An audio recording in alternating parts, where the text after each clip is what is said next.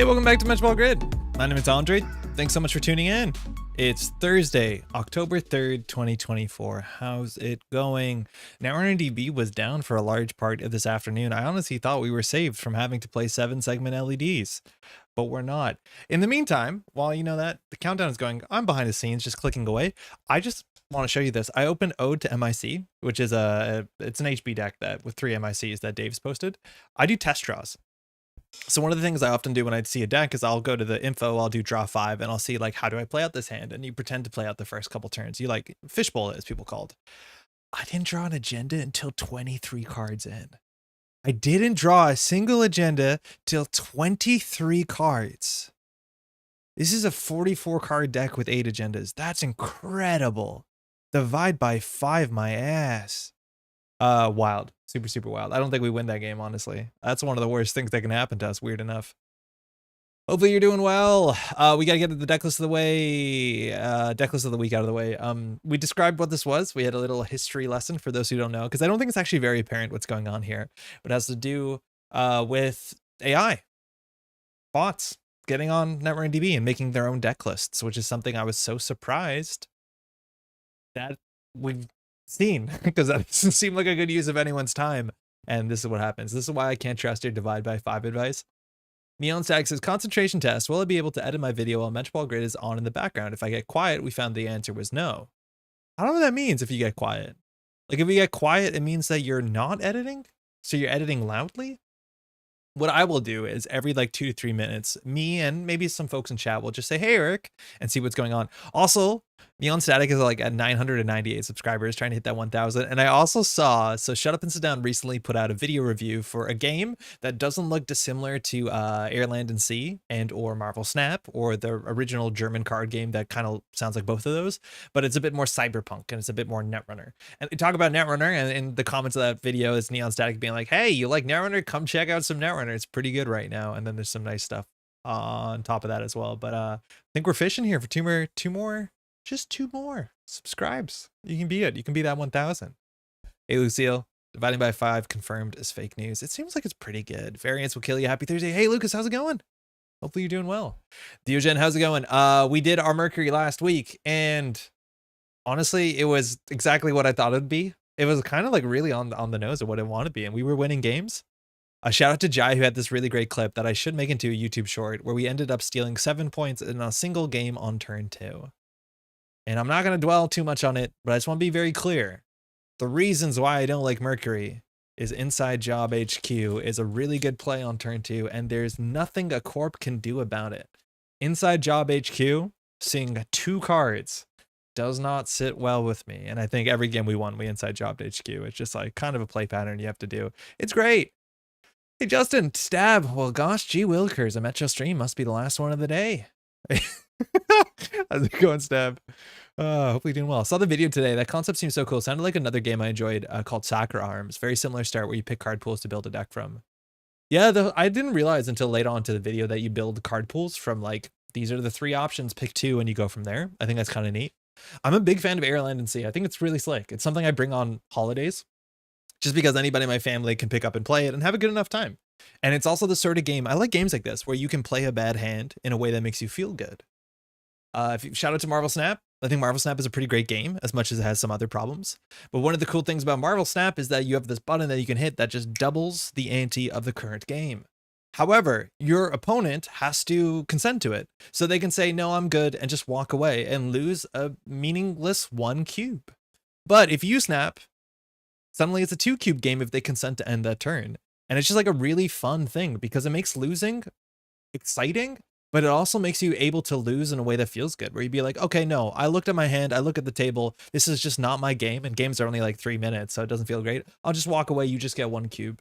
And Air, Land, and Sea does the same thing. It's like the first person to like some set of points, I think it's 15 points, something like that, 21 points, whatever, some number.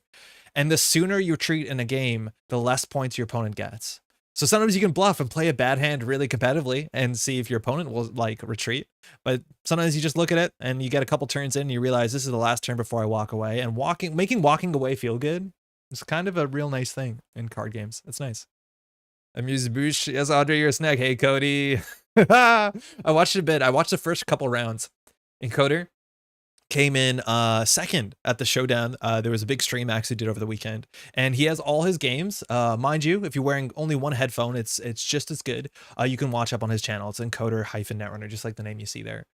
Two things. Firstly, round 1, game 1, Encoder dies to public trail end of the line. Literally 2 minutes into the tournament, just flatlines. And he laughs it off. I would probably not. I would be like so tilted about that. My first game of the tournament, I have a great start, diversion of funds. I installed the 4th card and just you die just out of nowhere. And he laughs it off, which I think is really, really, really quite great. I watch a couple other games. You play against Ba, which is a really exciting game. Encoder, I know this came up in the finals too, and I even saw it in a couple of your gameplays. You got to stop clicking break all. I think throughout the tournament, you probably lost 10 to 20 credits breaking subroutines you don't need to break. Sometimes break all makes it like really easy. You don't have to worry about it. But I do think you're losing money on subroutines you don't need to break. Is this the doubling cube from backgammon? Tyler, I played backgammon once or twice. It kind of sounds like it, right? Neon is now 999. Wait, are we getting there? Let's go. If I stop chatting in chat, this is me being quiet. Also, thanks for the sub fishing help. Let's go. Saw the video today. The concept seems cool. Oh, I just read that. Yeah. My LGS is reversing at least 2 copies of reserving, excuse me, at least 2 copies of compile plus the expansion for us and our players. I suspect that number will go up as people catch up on chat and watch this shut up and sit down video. It looks super cool. So just to show you like the shut up and sit down effect on my part of the world, compile is the name of the game. I didn't know there was any expansions, but when the video came out, I looked online and it was available in like 2 stores. One of them is a major Canadian retailer, board game retailer, and they had, I think, 4 copies. Obviously, by now they have none. But I don't think, oh, this is a playmat. What am I doing? I don't think any copies exist in Canada anymore. Like the video's been out for 6 hours. Oh, actually, it says Board Game Bliss has maybe a copy. I don't think this is real. Pimatawi Games. I don't know what this is, from Alberta. Cool. But yeah, it doesn't seem, yeah, out of stock. Just immediately out of stock. Just give it 2 hours of shut up and sit down saying this game is good enough and it'll be gone. Out of stock. Yeah, it's totally wiped. It's kind of what happens. Oh, we'll get back to this. This seems exciting. We'll get back to that. I'm down to 1,000. Hey, let's go. Neon Static did it. Heck yeah. Congratulations. I would honestly be impressed. I thankfully don't tilt super easily. Like if you killed me on turn 2, I deserved it. Well, like you kind of play into it. Like, oh, did you have less than 8 credits and less than 4 cards in hand? Yes, but I don't think people play around that. Like, that was the thing back in the day. We had Sea Source into Scorched Earth in like original Netrunner 2012 era, and people learned to play around it to the point that if you played against any NBN deck or any Wayland deck, you always played around it. But if you ask me right now, the problem is that public trail into end of the line does not exist. Like the amount of decks at any tournament that are playing public trail to end of line is like 1% less than. So it's a play pattern that a lot of people don't even consider until they lose to it. And then when you lose to it, the game just kind of like, it feels like the rug is pulled out from underneath you. It kind of feels bad. And like your opponent always apologizes for it because the game just ends out of nowhere, especially on turn 2. But yeah, I don't know. It happens. Shout out to Chris. Yeah, Diogen. I happened to analyze Chris too. I had the same game at NBC Montreal. I kind of felt bad. He was also very nice about it. I think Sokka at Cascadia too. It was like turn 2 or I think it was only he had 1 turn. It was just he stole an agenda. And then it was play Thule, and Thule just did the 1 of distributed tracing in the deck into end of line, and Sokka lost on turn 2. Like that stuff just happens. These are not threat cards. They're available as soon as turn 1, right? Corp has 6 credits. You stole an agenda. You have less than 3 cards in hand. Game's over. I can retire from internet things now. You did it. Back it up. That's why we record to learn from all our misplays. Yes, that's why I stream. No joke. No joke. It's like one of the nicest and one of the best things you can do to get better at Netrunner is to watch your replays, to put yourself on video, have people in the comments roast you. But it is the one way to like scrutinize gameplay, because otherwise the game went well, right? If you never look at it, it went well. What are we learning? And backgammon, when you play for money, my buddies and I typically played for a quarter. Oh, cool. Compile is sold out on Amazon where I bought it from. There you go. The effect happens. I think it's interesting to see how the effect doesn't happen on games that they're not incredibly effusive about. Like, I do think I'm a big fan of the Undaunted line. And then Undaunted Callisto Protocol came out, and it's the sort of like cyberpunk Netrunner-esque one, where it is like the Red Sand Cycle. It's the mining coalition versus the hegemony. Except they came out and said like parts of this are really good, but parts of this are not great. And it's like the 5th or 6th Undaunted game, and there's still problems with like presentation. And I honestly think the presentation from a different distance of that game was, for me, kind of a turnoff. For those who don't know, Andante is really great. And Dave Thompson and the other designer, I think I have a whole bunch of stuff they make. They put out really good stuff. I played even a bunch of solo Andante throughout the like lockdown. It was kind of fun. But yeah, shut up and sit down didn't say like buy this is the best, and now this is still in stock. But anything that they say like, you know, incredibly effusively with no mid-review turnaround, you can't buy anywhere. But this you can still get. It's expensive too. It's like way more money than I thought it'd be. Games are getting expensive. Hey, Cheers Brew. Hey, just dropping by a month into Netrunner. Can't stop printing decks from Netrunner B. Yo, hey, welcome to the game. Hopefully you haven't been I'm glad to hear you've been having a good time. Printing decks from Netrunner DB is a really nice way to get into it. Again, I'm a big fan of net decking. It's a nice way to learn the game without having to worry whether your decks are not doing the thing you want. That's really good. It's funny how making a combo weaker can increase the feels bad. Jeff, how's it going? Your streams have been really fun recently, the Ace streams. Yes, 100%. The fact that the combo is niche makes it feel worse when it happens to you. If we all understood that we were playing around end the line public trail on turn 1, like the game would just be different, but it's just like so uncommon that people don't respect it and you just lose to it. It feels bad. Congrats, Neil Static. Hey, Frank, I'm doing well. Callisto Undaunted? Yeah. Yeah, this is the one. Excited to play Undaunted and Callisto on Saturday. My friend won't play the first ones because they were World War I and thus boring. I hear you on that. I think the one criticism I saw from this game, because before Shut Up and Sit Down did a thing, Rodney from Watch It Play did a review. And I think the sort of like busy aesthetic of this game actually does not help in making the board state parsable. So one of my favorite things about Undaunted, and I know this is a big thing in the legacy version of the game, which I haven't really cracked into, is that all of the characters are painted in watercolors in a really nice and kind of minimalist style, which I think humanizes a conflict that is often humanized, but I think that helps. But it also makes things really legible, both from like what your opponent's playing. You often have a market of cards that you have to get from. Like the cards do look different and it's very easy to tell. And I think one of the criticisms they said in the review, and I saw this from a distance, is like almost all the cards, it's very hard to parse this from a distance. And I just think because it's like kind of, you know, cyberpunk and futurish, there's just way too much noise. Like genuine visual noise. And like this whole faction, all of their units are bright yellow, so they all look the same from a distance, and this is all looks bright blue.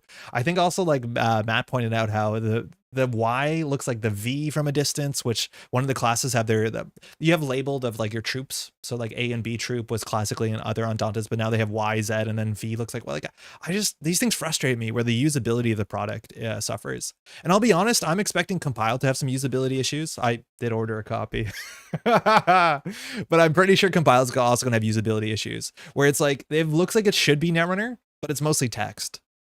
I'm pretty sure every light card looks like this, and it's just the text in the middle and the top and the bottom that has to be read constantly. And I don't think that's going to be obvious from your side of the table to the other side of the table. Obviously, Netrunner gets away with a lot. Just the picture allows you to represent an idea and you can attach to it, but this is very different. Same way if you look at like Airland and Sea.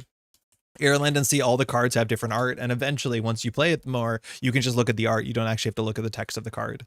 Yeah, as much as it all is like military stuff. And some of these have pigs, because the two versions of the game, Critters at War and Airland and Sea, I think got merged on BGG recently. I almost net decked the 7-segment LEDs from the bot. Good thing I watched your stream. Oh, yes. That was unfortunately the honeypot that I have knocked over slightly. But yeah, no, this deck we have to play tonight. It's going to be rubbish. It's really, really bad. I think Axie said he won one game with it out of a couple games, but it should not win a game. It really shouldn't. Cyber noise, very much cyber noise. I really enjoyed Undaunted a lot, but I really wish they made the UX of this much cleaner and simpler, because it is in the older game. Yeah, I agree. I think the older game is so charming because the aesthetic is clean, it's readable, and it's kind of minimalist, right? Like I like those sort of strategy games where from a distance it's obvious what's going on, because that allows you to like, you know, grok it and be in it a bit more. I'm actually worried that this sort of board state is hard to parse. It's just words. It's words from a distance. I have to read these words. The camera, the depth of field of the camera can't even read these words. I'm meant to read these words. Like, I don't know. I think this might be a bit of a mess, but I'm excited to try it because I like these sort of games. If I had unlimited money and friends to play BGs, I'd buy Compile in a heartbeat. It was cheap for what it's worth. It was like 20 Canadian. It's only some cards, so it didn't feel like a big jump in point. Jeff says, I genuinely don't know how to take the compliments from my sillier streams, but we don't need to do therapy in the Metropolitan. Jeff, do you know what it is? You're clearly having fun and your expectations are low, and you're also in your wheelhouse. Like you're playing Asa and you're good at Asa.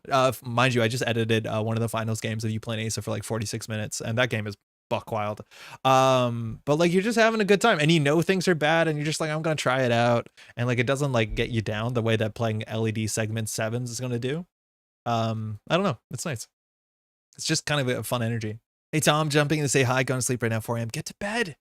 It's late, Tom. Thanks for dropping by. Love the content, always watch recordings. Hey, cheers. You're gonna have a good stream for you tomorrow for sure. We're gonna be doing some deck building. We got some trivia, some connections to do. Shout out to AceEmpress and to Tuno, who shared some great stuff. But we just gotta get this out of the way. That was a rough semifinals. If you look at the stats of how much money you made Paul spend in that game, it's very silly. It is a very silly game. And you're like doing sort of the things that you have to do to push yourself forward that are like clearly not what the deck wants to do.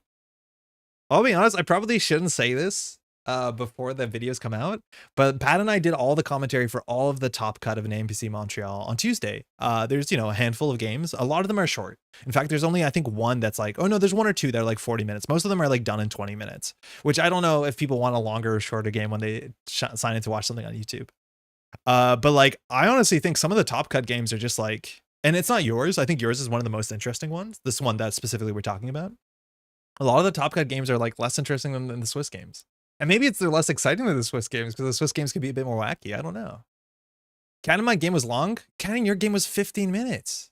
I mean, it might have felt long because you're sweating, but it was honestly, it's less than 17 minutes. I edited it.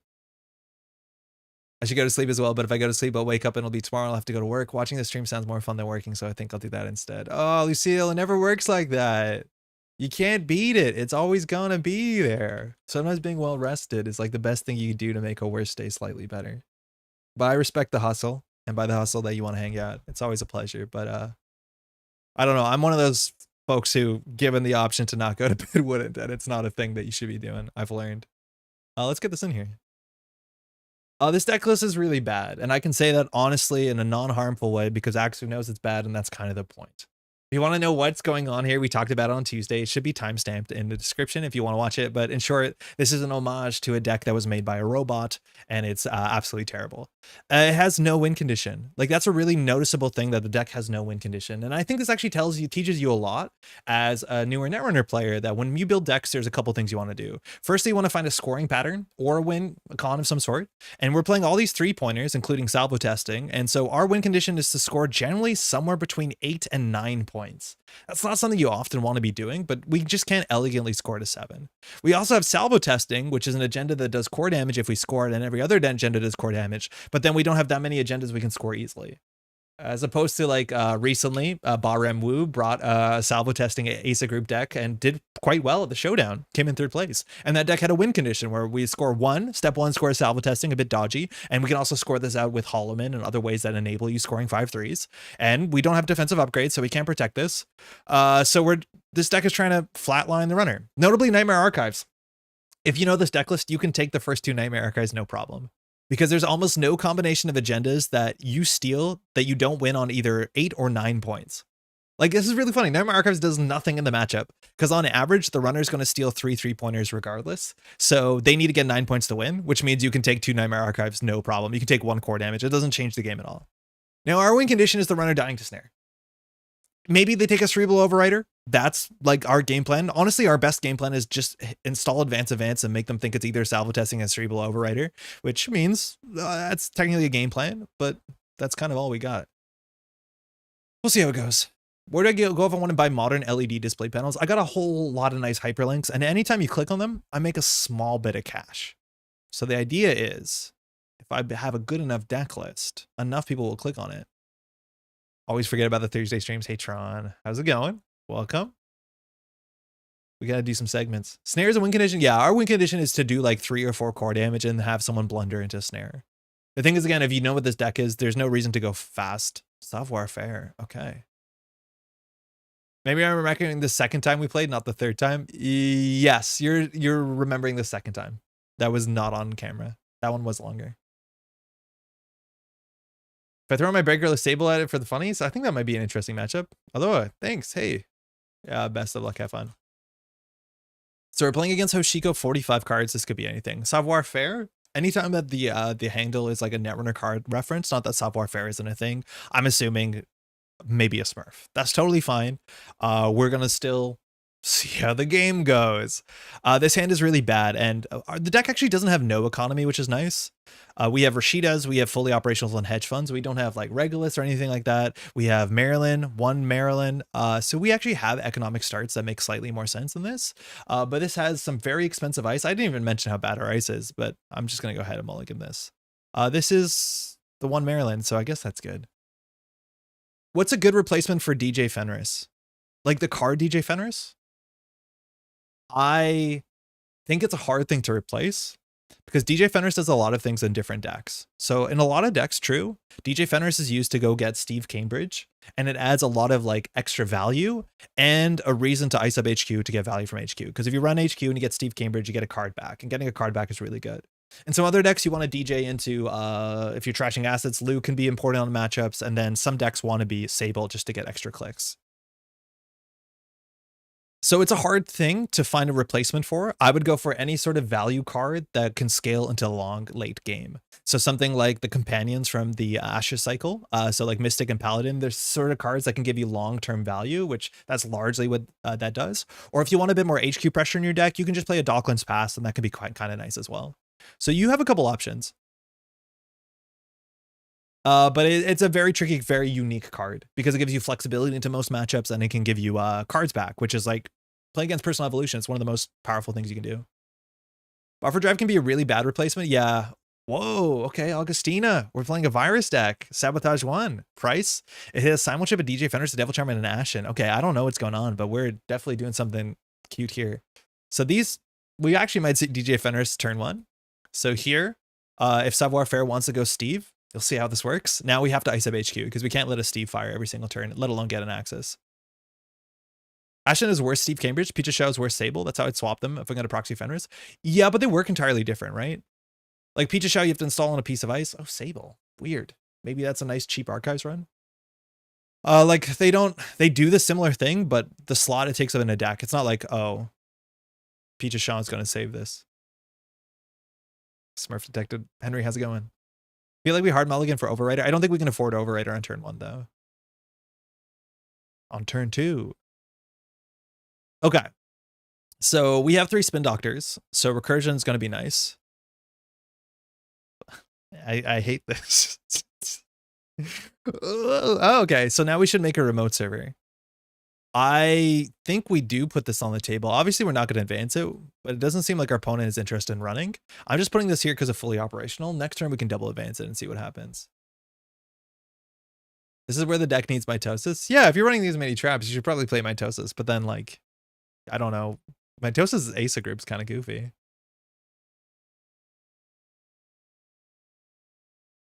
All right, this is a good card. It's a very, very good card. Strike Fund. Hoshiko, they didn't even go for an Axis. Like generally turn 1, you almost always go for an Axis. I'm going to rip this Cerebral. I don't care. You almost always go for an Axis turn 1. Now this carves, so it's mostly Snare, Nightmare Archives, and HQ, but with Hoshiko, touching a card is worth so much for you, right? So they can hit a Snare last turn. They hit a Nightmare Archives. Let's see what they decide here.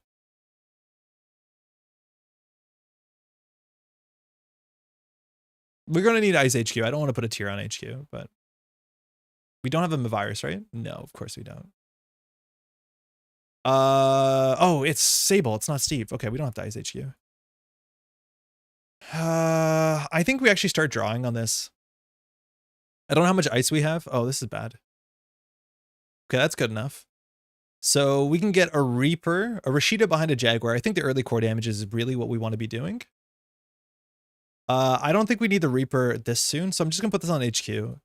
Obviously, it keeps the Snare a bit safe, but we just need to draw up and get something going. The Rashida's going to show up. Surprised we didn't write the Nightmare into Archives. Oh my god, Jeff. Yeah, we 100% should have done that. Yeah, why? I don't know why we didn't do that. That is very obviously the right play. I was keeping them in HQ because I'm like, oh, they're going to run HQ because they have Steve, but none of that is true. They took -1 point. I think that's totally right. Steelskin, Devil Charm, Amakua, Simon Chip. Okay. So we haven't seen any ice destruction, but we're assuming when somebody's on Devil Charm that they're also on Aquaterra's crew, and 2 Devil Charm and an Ashen are out. So if they get to the bottom of their deck, like they're going to have to start labor righting. Buffer Drive will help. Oh, we're at 7. 7 Supernaut, 7 segments. They bottomed out on credits. Luckily, they have a moshing here. Deck should be called 8.5 segment display. Average number of points needed to score. We would love to be able to score out in 7 segments. Unfortunately, we need 8 to 9. You get more segments for your money, though. It's pretty good. I think we can start pushing. I think, honestly, I don't know behind Enigma. Oh, an Enga. Okay. Cool. So first 6 run per turn, they have to sabotage 1. Not a virus. With buffer drive, they should labor rights as soon as they get in hand. No drawback. I don't think that's true. I don't think that's true at all, Fusion. I don't think you want to do that. Because getting to the bottom of the deck and labor rightsing 3 targeted cards versus just labor rightsing random is a very big difference. There is a drawback, which is that the other 2 cards. Jai, how's it going? Your clip was so damn good. All right, step 1.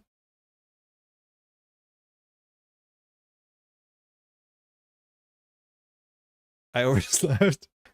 LR trigger Steelskin and Fund? Sure, but I don't think you need to do that. We don't know what console they're on. They're Patchwork. They have better ways of using it.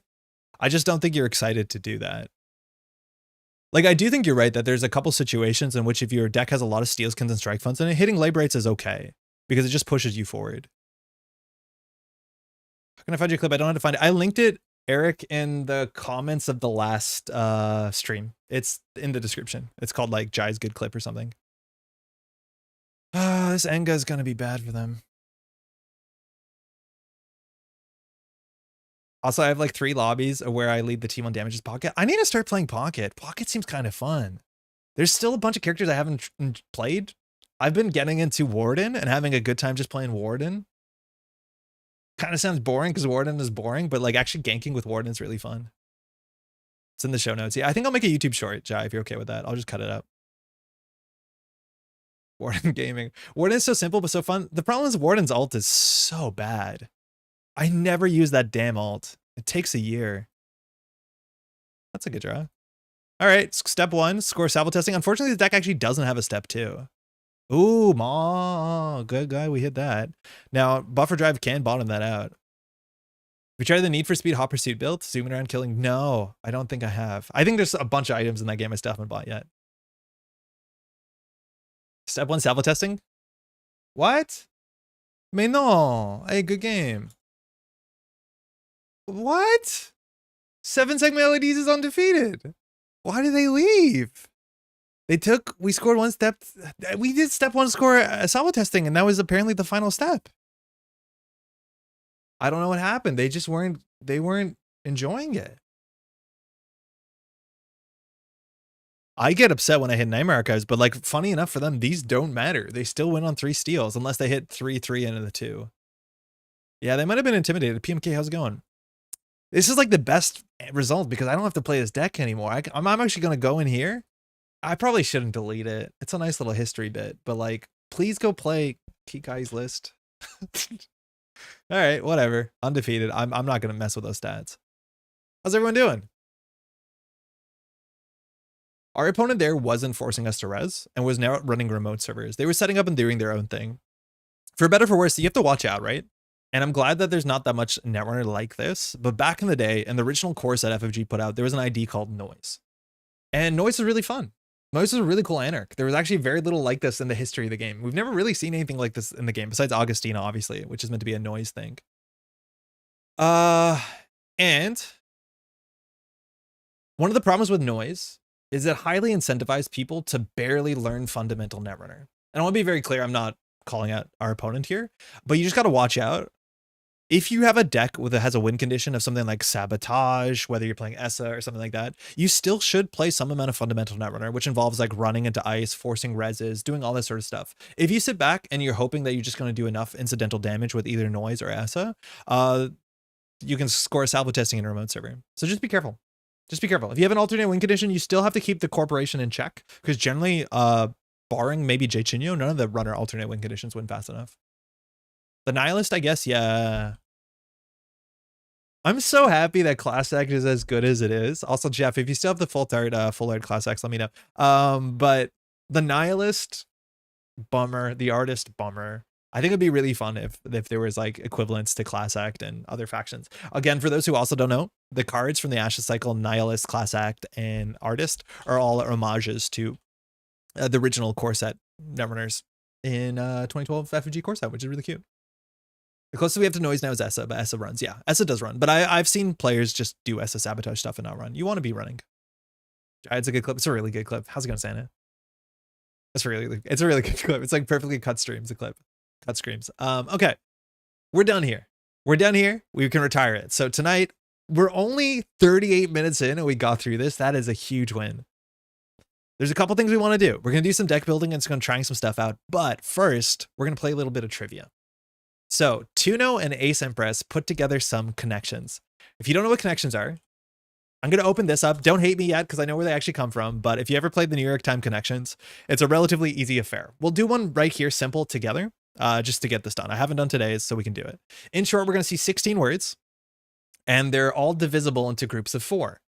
However, there can be false positives. You can argue that a group works, that doesn't work. I have to do this live. I was not ready for this. But let's try some things out, for instance.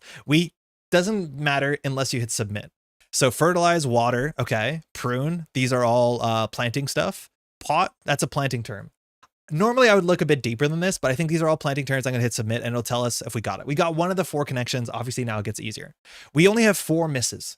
Anytime that we get an error and we're slightly off, it'll be like 1 away. It'll let us know. So let's try and look at this. Earbud's a weird one. Earbud, bookend. No, thinking like compound words.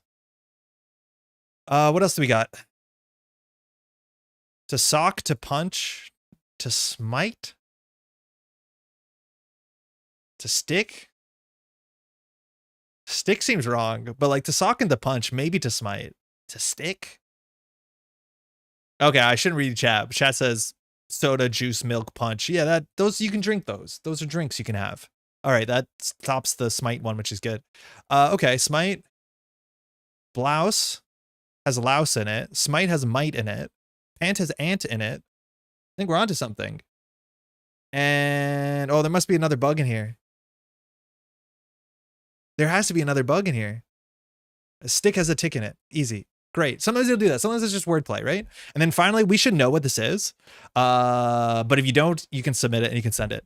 So sock, ski, earbud, bookend.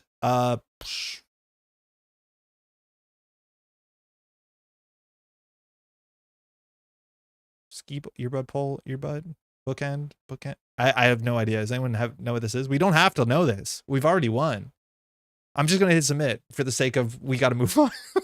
Items sold in pairs. Oh, that's very, very cool. Okay, so this is what the connections is. I want to shout out that connections actually not originally come from the New York Times. I know connections from a game show called Only Connect that has been on UK television since 2008. It's hosted by Victoria Corin Mitchell, classically a poker player, but has done some hosting, a comedian. She's very, very good. And this show is about a 30-minute show that they do a bunch of quizzes, having some nice folks from the UK come in. It's been on since 2008. You can find the episodes on YouTube. They're uploaded legally and regularly, and they're really fun to watch. Me and my partner watch them consistently. And one of the things they have in one of their 4 segments is they have a wall. A wall comes out, and it's the exact same rules as New York Time connections, but you have a time limit. And once you get down to the last 8 words, you only have 3 failures. When you have an unlimited board of 16 words, you can take as many failures as you want. But as soon as you get down to the last 2 pairs, you only have 3 shots and then it ends. There's a time limit and that. Oh, this is Only Connect. Yeah, Only Connect is really good. And it helps if you're British, because there'll be questions about like royalty and like the highways in the UK and like local shit that we don't know. It'll be like, oh, these are things about Welsh communities, and we're like, skip. But sometimes we do great. Sometimes it is like the greatest thing. The last segment on Only Connect is they show words or phrases in a category, but they remove the vowels and they put spaces in weird spots, and you have to guess what they are. And I'm very, very good at that. But this is classically where these connection walls comes from, is from the Only Connect wall, and then New York Times did something similar. We're on the same page? Very partial to the number section of Countdown. We don't watch a lot of Countdown, but Countdown is also quite good.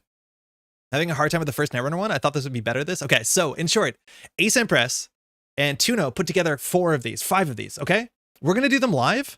Very cool. The 6th one, these were all shared in green level clearance. Let me put the links in chat. The 6th one is uniquely for us. I got a letter from Tuno, a message, and Tuno was like, hey, we put together these. There's a 6th one. If you want to do it on stream, we'd love it. I'm like, oh, sick. That's amazing. So 5 of these can be done. I'll link all 6 of them in the description of this video. Yeah, I think that makes sense. If you've done them, obviously, don't say anything. And if you want to do these on your own, maybe pop out for a bit. But we're going to do all of these live because they're really fun, and I'm a huge fan of them. I know I've walked in Tuno doing streams, and Tuno will pull up the connections, and I've actually done connections with Tuno before on live stream, which is great. So let's give it a shot. I've not done these before. The 6th one is special. This one's actually really interesting. Like this is harder than the normal connection, if you ask me, because there's a lot of stuff going on here. So what are we looking at? Tyr, Hagen, Braun are all HB ice. I also don't know what the rules are. Like, I think we have unlimited tries. I'm not sure. It might just say how many incorrect we have. What else do we have? Punitive has a trace. These are Wayland kills. I don't know. Daig is a cat. QPM is a cat. I don't think there's other cats here. The Hollow Man is a guy. Some of these are champ designs. Braun is not a champ design. No, actually, only Matt is a champ design. Woo. Marathon is a cat. No, Marathon has a... How's it going? Isn't Marathon the animal that is... I don't think it's... Is it technically a cat? The animal that Cabanessa is? Amelia is a champ design. Yeah, Matt is a champ design. None of these are champ designs, though. This is not easy. It was said in green level clearance, or these 5 are like that. These are totally doable. So I'm feeling bad. It's a civet. Yeah. Is a civet a cat? Is a civet a cat? Thank you. Civet's the term. Civets are not cats. Now, I don't know if AceEmpress and Tuno have looked into it, but a civet is not a cat. That's a raccoon dog of some sort. Oh, they're really cute. What a good animal. Oh my God, you're like a tiger raccoon. I can't get one. Hey, you and me both, Sean. Daig and Amelia both have pets. Yeah, Daig is a pet. You're right. Amelia is Jonas's budgie. QPM probably is a pet. This might be Liga's pet because it has a cat on it. Liga has a pet. No, but Liga has a pet dog. Daig, Marathon has an animal. QPM is an... I'm going to go for this. I think you're right. Yeah, Marathon has... But Marathon has the... It's like the drawing. It's the marker, right? Oh, no. Marathon actually has the civet running. Okay, I'm going to do it. That's the best start we have so far. This is 4 animals. That is incorrect. We're doomed. 4. Do you think it's just 4 ice, though? Like, do you think it's just this and 4 ice? Like, maybe that's a good one to be on the starter. We're just going to put 4 ice on it. 1 away. Okay, so it's... Not 4 ice. Oh, man. Okay. Let's talk this through. This is a triple. End of list. Hollow Man is an upgrade. NBN garbage. NBN garbage. NBN garbage. NBN garbage. 4 NBN cards. Crap. Tyr is unique. Hollow Man is unique. Amelia is unique. Daig is unique. So Spin Doctor, though. 4 HP cards? Like, we should try it that simple, you're right, and go from there. I think 4 of these cards are unique. Crap. Okay, let's just try HP cards. Braun Hagen. Distributed Tracing. Tyr. Shit. It's really hard to make it where there's no fake categories. All right. Amelia makes you lose money. End of list. What does Marathon do? Marathon's the one that you can pay 1 to do the run again, right? Like, this is technically a run event. This makes you lose money. This makes you lose money. Well, optionally, but all cards do. There are more than 4 HP cards.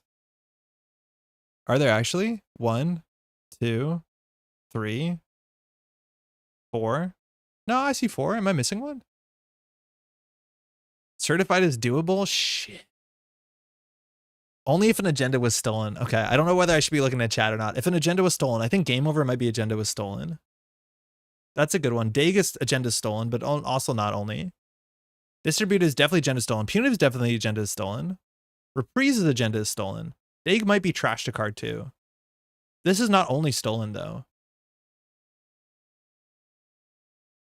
Piss. Okay, commonly in connections, you do brute force the first 2. That's fine. You can brute force them. We're doing great. We're doing great. Okay, Spin's unique.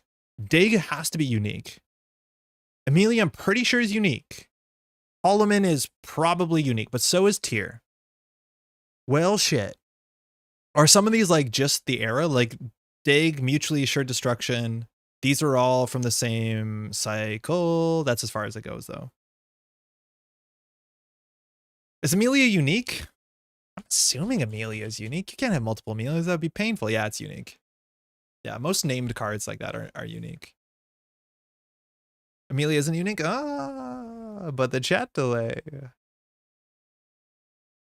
Cat. Bird. We've done this one, right? Yeah, we've done that one. Okay.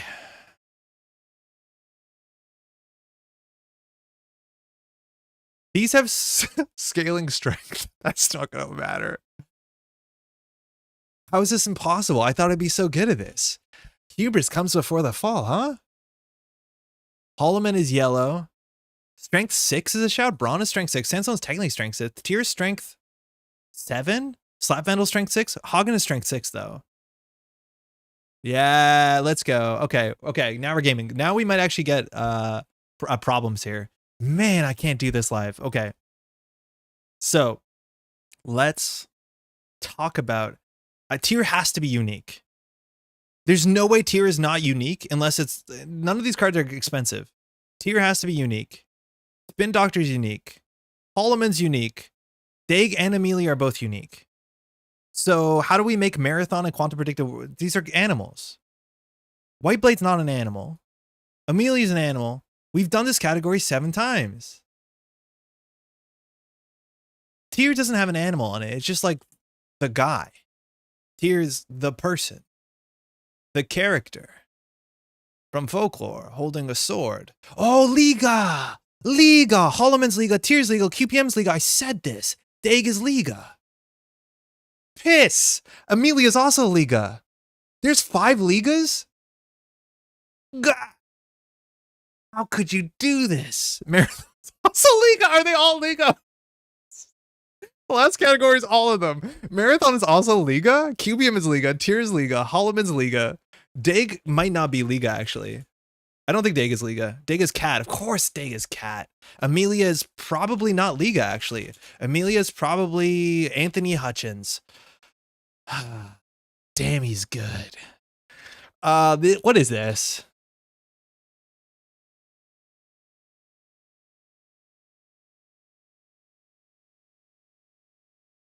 Huh? I thought Marathon was like a Doyle because it has that sort of like, you know, glowy cyberspace thing that Doyle does. Amelia's not Liga. What the heck is this? Are these all after people or things? Like Amelia's an homage. Mutually Assured is Eric. Daeg is Morgan's cat. Spin Doctor is the character from that TV show I don't know the name of. Set? No, Spin Doctor's from Gateway. Amelia's from Liberation. Mutually Assured and Daeg might be from the same set. They're definitely from the cycle. I don't know if they're the same set. Spin Doctor's Capaldi, yeah. But Capaldi's character. Yeah, Adam, maybe it's just meta reference. I'm gonna feel bad because I have to hit this button and just like figure out what's gonna go on. I don't know. I don't have anything better. I'm just gonna do features. Cards based on real individuals. Yes. Okay. And you can see your little history here. Apparently we can't lose. We're off to the second one with we're gonna only get better. Okay, tier is back here. Okay, so it has to be unique. There's also words here that aren't real. Inventor, not a real term that shows up. Geneticist, not a real term that shows up. It's not a Netrunner card title. Now, Architect is a Netrunner card title, but Cryptanalyst isn't. These sound like the last word of, or first word of like the subtitles. Inventor Extraordinaire is not a title. Who's a Cryptanalyst? Who's Geneticist doesn't show up. Wait, what is Isla's? I don't think looking up. What is Isla's subtype? Simulant Specialist. For real? That's a weird way to say gardener. Okay. Like I would do this just because these are 4 like titles. Like these are things you can be. Yeah. Professions of server specific ice cycle. Oh, cool. Whoa. So geneticist is Crick. Inventor is so for those who don't know, this is old school. So There was 4 cards that the corpse had that were server specific that were named after. It was real individual, real individual, real individual, fake individual, right? Like real made up, which is like a trope. So it was, oh, I don't even know if I know the names of it. Gutenberg, who's the inventor, cryptanalyst, Gutenberg, Crick, Turing, who's the cryptanalyst, of course, and then the made up one was the person who made Bucky Weave. Muramati, yeah, Muramati invented Bucky Weave in the lore of Netrunner. I don't think Muramati's a real person. I don't think Bucky Weave is a real. Well, no, Bucky Weave could be a real thing. Yeah, okay, so sick, nailed it. Didn't know why, but we nailed it. Wildcat Strike gives a choice. End of list. Reaper function. Which of these cards are unique? Okay, some of these cards are none of these cards are bad. Besides Watchtower. But this is a code gate that draws cards, sort of. This is a code gate that draws cards, sort of. Balance gives a choice. Yeah, you're right. You do make a choice of balance. You make a choice of Wildcat Strike. Because I can, it's not a choice, right? Doppelganger's bad. Well, yeah, but Desperado's good, is more accurate. Doppelganger's playable. Gatekeeper's a choice, because you have to choose how many cards. Holloman's a choice because you can choose to move it? That seems ridiculous. Okay, good. I'd be upset if that was right. I've edited 0 video. Yeah, you having fun? I'm having a great time. Shout out again to Tuno and AceEmpress. This is sick. All right, tier has to be here because it is massive. It is probably both AP and Destroyer. And it's unique. Let's focus on that. Console is unique. Doppelganger must be unique, which is really funny because of the term. Tier has to be unique. Keyhole isn't, Gatekeeper isn't balanced because Vlad grid might be. I honestly don't know. Some of the grids aren't unique, some are. But Disabirsk is probably not unique. Nah, it's not. Okay, I think there ends that trail. Hollow, big deal, and Vlad put advancements. Yeah, that's really good. Hollow advances, big deal advances. Vlad doesn't advance and moves advances. That's a good idea, though. But Vlad doesn't advance and moves advances. These actually can place or move advancements. Yeah. Okay, Doppelganger's a console. It costs 3, I want to say. And it makes 2 runs. It's about the same era of Keyhole. Keyhole is the coolest card ever. Wait, Keyhole and Balance Coverage are, no, they're not reveal cards. Keyhole reveals, Balance reveals. Gatekeeper reveals. Watchtower reveals. Oh, 1 away. What the hell does Because I Can do? Make a run? Oh, force shuffles. You're right. Because I Can forces a shuffle. Gatekeeper forces a shuffle. Keyhole forces a shuffle. Watchtower forces a shuffle. Yeah.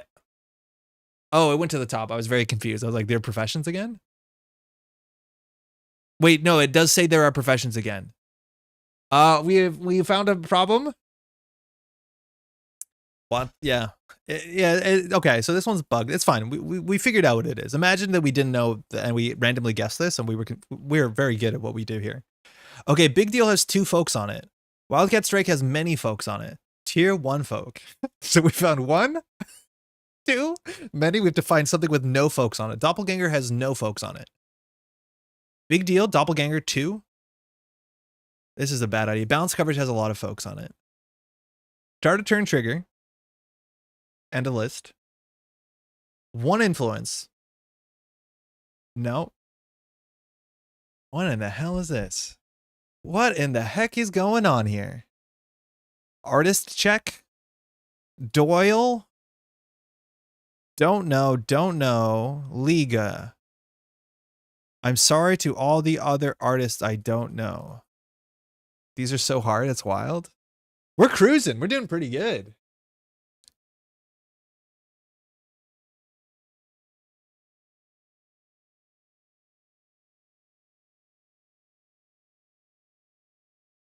Okay. What does this card do? It can move. It can advance. It's an upgrade. There are no upgrades besides this. This card can't move. It can advance. This card can advance. Wild doesn't advance. Reaper doesn't advance. Tier doesn't advance. I don't actually know all the subroutines on tier. Balance doesn't advance. Doppelganger doesn't advance. Person holding thing. These are people holding thing. Yeah, you're right. There's somebody holding a thing. There's a protester holding a thing in Balance Coverage. And Wildcat Strike is also like coverage. Oh my god, that's one away. Start a turn triggers. Holloman is start a turn. Balance is start a turn. Reaper is start a turn. That's it though. Doppelganger is really weird. Why is Doppelganger in here? It costs 3. It makes 2 runs. This is not the art that everyone knows. This is the art that everyone knows. Like, this used to be my phone background a long time ago. I don't know why I thought that was that cool, but I had the background. Don't judge. Twice the fun. It is fun. You may make another run. Why is this here? Accent? Accent? Accent. End of list. Crap. What the heck is going on? You can hit this button as many times as you want, and statistically, one of these will just solve it. So we just need to keep reading left for right, and one of these will just like lock it in. It'll be super obvious. Technically, most books are written like this. They just put all the words together. They just do this a bunch. Takes a while. Okay, this says Sam Swade and I think Dean? Shaking hands. It's a champ design. None of these are champ designs. This costs a lot. It's, oh, ends turn? No. No, this is the only one that's terminal. This card shows up on the back ground of Dirty Laundry. How many of these other cards show up on the background of Dirty Laundry sometimes? That's a niche category. What the hell's going on? Card type event? We only got 1 though. What's the trash cost on Vlad Grid? 4? 2? I want to say 2. 2. Hold on. We're cooking. 2. These all cost 2 trash. They do though. Tuno, they do. Does Reaper cost 3? Big deal's 3 to trash. Oh, so that's so true. That is so true. I do know that. 2, 2, 4, 2. Piss. Balanced also 3? Shit, I'm thinking federal fundraising, Augustus. How's it going? Okay, wait, then this is 3. We got nothing. Oh, we got nothing. What the heck? Doppelganger, German name. Tier, not a German name. Vladisibirsk, Russian name. Norse, German. All of these are English. Okay. The Reaper is a guy. Reaper and Holloman were playmats. So was Tier. None of these are. Vlad Grid's probably a playmat. Oh, man, you're right. Yeah, Reaper Function is a playmat from Circuit Opener. Circuit Invitational 2022. Tier's a World Champ playmat.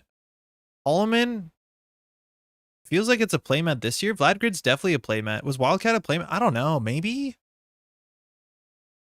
Is Doppelganger a playmat? Definitely not. 100% no.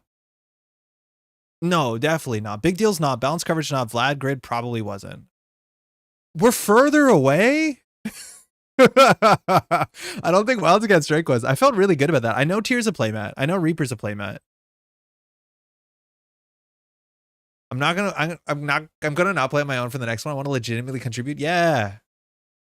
Allman is not a mat. It feels like it is. Is it not? Prize support this world. How is it not a playmat? The heck? Oh man, we're so cooked. Does balance coverage give the opponent a choice? No, it only gives you a choice. There is a choice here because you name a type. This you have a choice. This you have a choice because you can make a second run, but like every card has a choice. Holloman has a choice because you can move it. 1 away. Oh, that is frightening. Oh, Tier, you have a choice too because you can decide not to do the thing.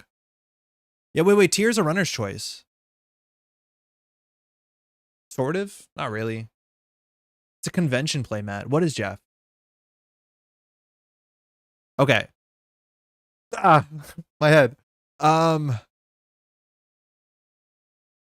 Wait. No, you can fast advance with Tier. Yeah. Why is it Hammer Genesis? Cards that can fast advance for Genesis to the category? What the hell? Oh, that's really great. Yeah, because you can fast advance with Tier. They just have to let you do it. What the heck is this? What's going on here? I got nothing. So, yeah, specifically with Genesis. Yeah, I that is kind of funny. Because it doesn't hit archives. Oh, I see why Regenesis is there. But it's not like any other card who can fast advance Regenesis. Or anything. That's really funny. You're never going to get this? That makes me want to get it more. No, I'm out of ideas. What the hell is this one? Reaper function.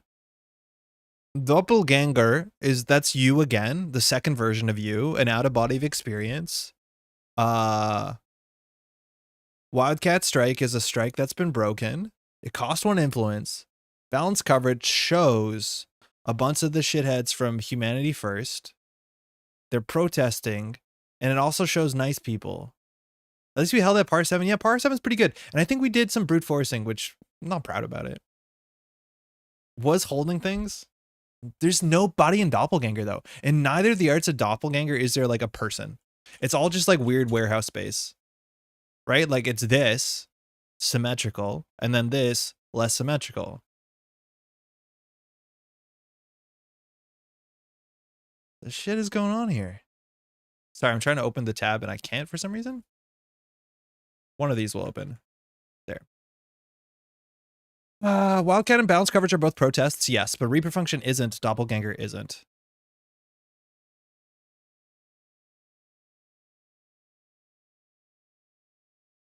Is this a word one? This feels like a word one.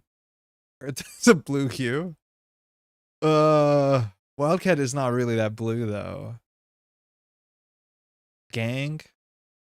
Function. Strike.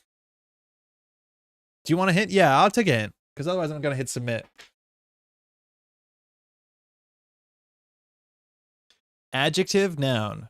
Reaper, function. Kind of? It's not Netrunner related. Oh, we're cooked. That's all I know. This is Canadian politics. I'm cooked. I got nothing. What's the etymology of balanced? The 4 horsemen. I'm going to submit. Close your eyes if you want to try and guess it for 3 more seconds. What?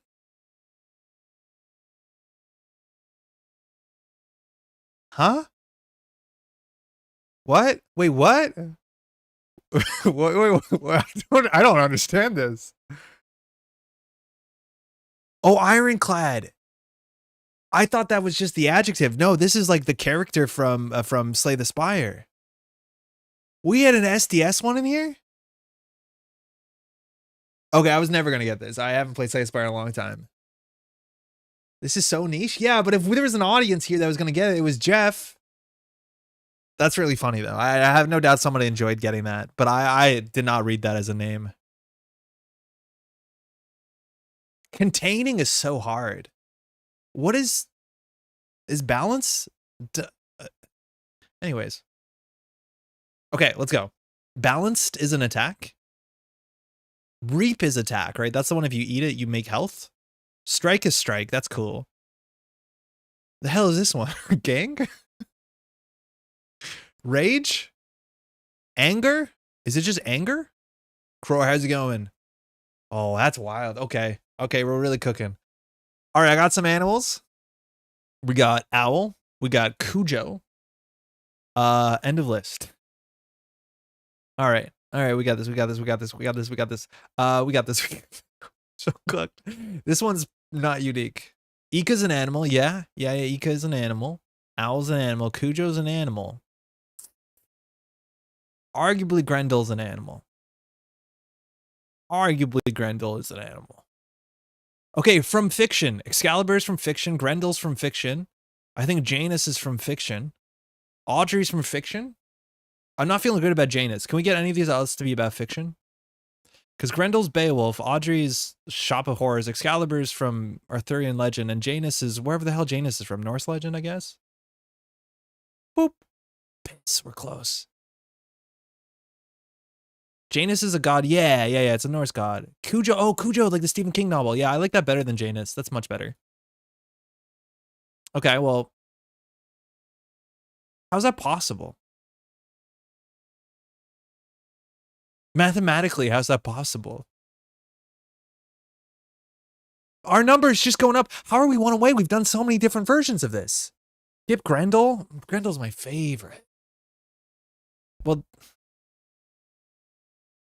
like, these are just IDs.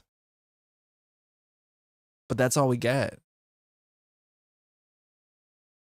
Our number's really bad. We're on 0 categories. I've brute forced it so terribly. I feel like we should just chill for a bit. Because we're pretty sure those are kind of a thing. Folks are saying influence. Reboot's 5 influence. Logic Bomb is 5 influence. Super Deep is 5 influence. By any means, probably is 5 influence. Yeah, that's a good one. Okay, Cradle.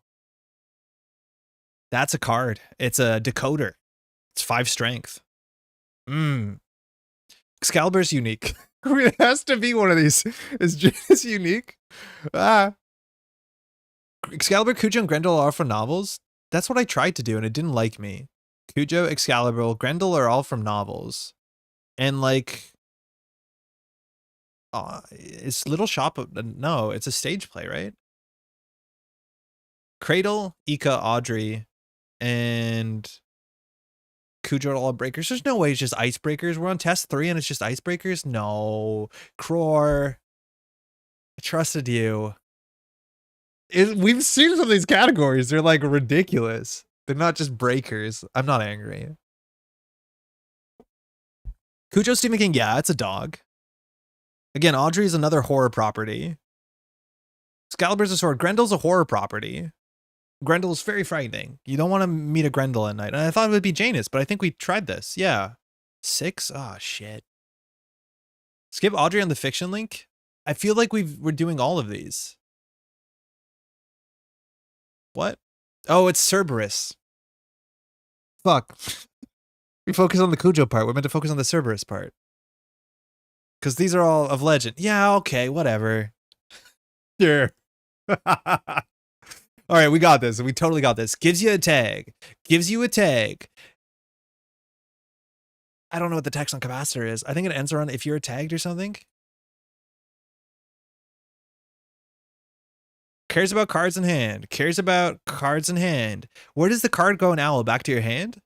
Audrey cares about cards in hand? Feeling pretty good.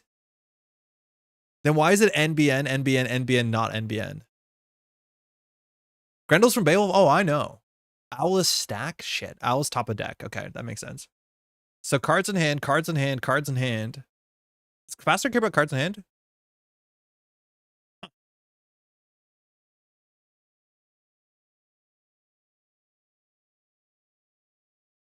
Huh.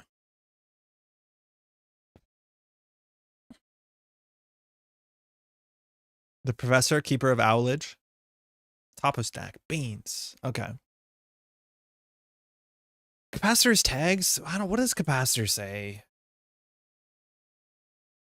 Capacitor's of 4-3. Oh, that's so bad. It gets +2 strength if you're tagged. Gain 1 credit for each tag and end the run. Okay, so it doesn't give tags. It cares about tags. Stronger with tags. Okay. Capacitor's stronger with tags. None of these are stronger with tags. Arguably, CTM is weaker with tags, but... Okay, it's a little cute bird. It's a little cute thing. It's a little cute Audrey. My brain is melted. More influence than normal. Sorry, more influence than normal. More influence than you think. Okay, breaker, breaker, breaker. No. Exclamation mark. These all have non-English text type things like colon, hyphen, V, exclamation mark.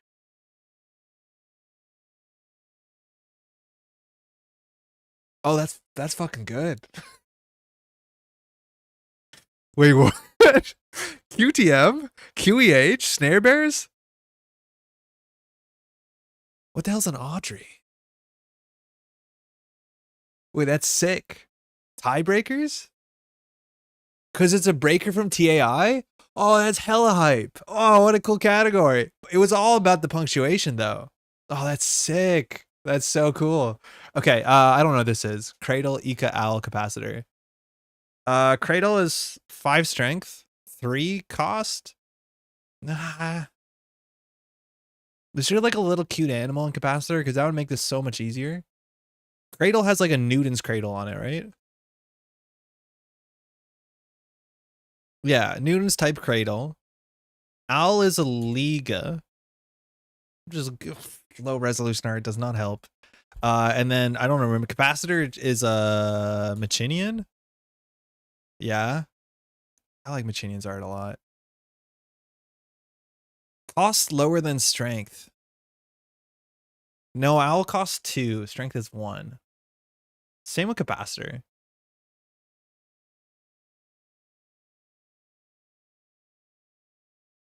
I don't know what this is. What the heck is it? Yeah.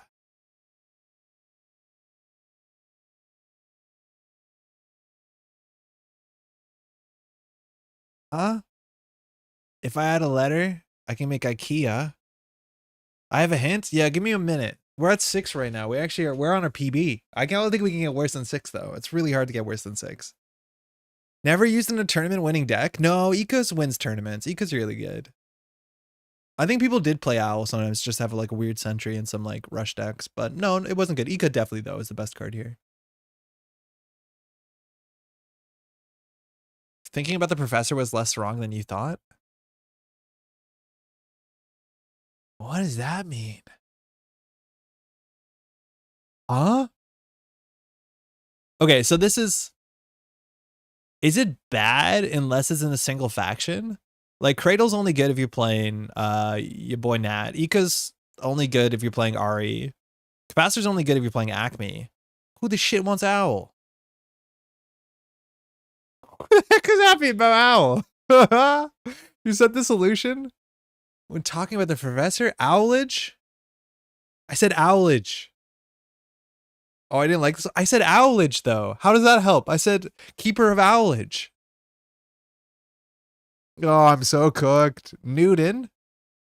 It's Cradle. Newton's Ika. Newton's Owl. Newton's Capacitor. Are they just science terms? What's the, what? Okay. Let's pretend we know what Ika is. Innovative Laboratory and Process Solutions. Okay. Ika Werk in Staufen, Germany. CEO Rene Stiegelman, 1991. It is a squid. I knew that. Cards that are part of other cards name. Cat's Cradle. Oh my god. Wait, what? Cat's Cradle. Are these like the ones where you write in Hoshiko and then Hush comes up? That doesn't make sense. So Cat's Cradle. What is Ika part of? Not Pichachon. Owl is part of Professor of Knowledge.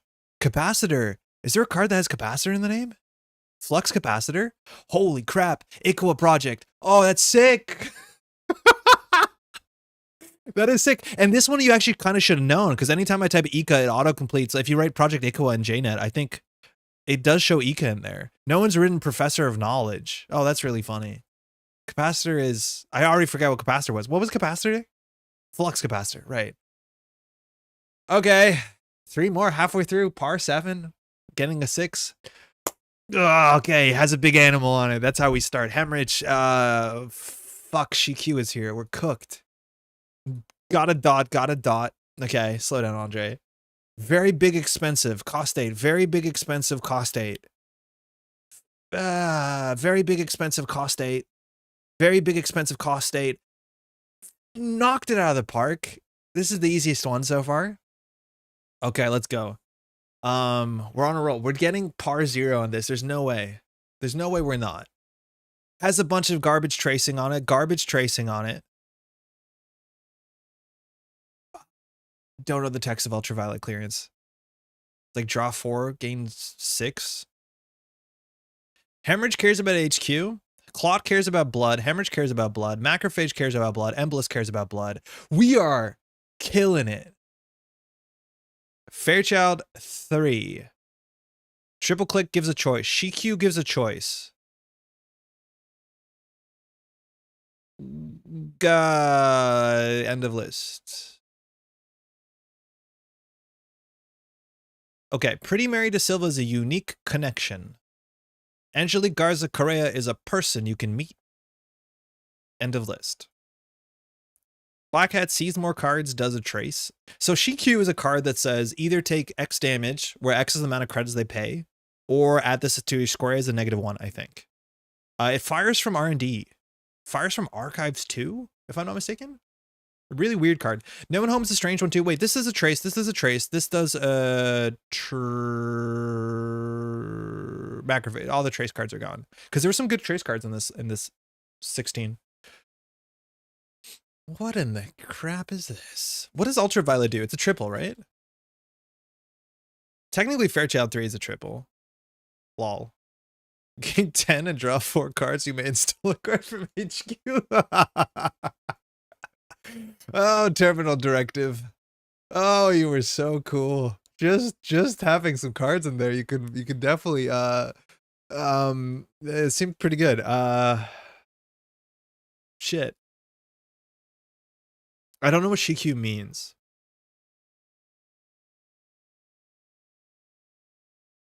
Turbine feels so out of place that I feel like you could figure out a connection if you'll figure out the Turbine does feel out of place. You're right.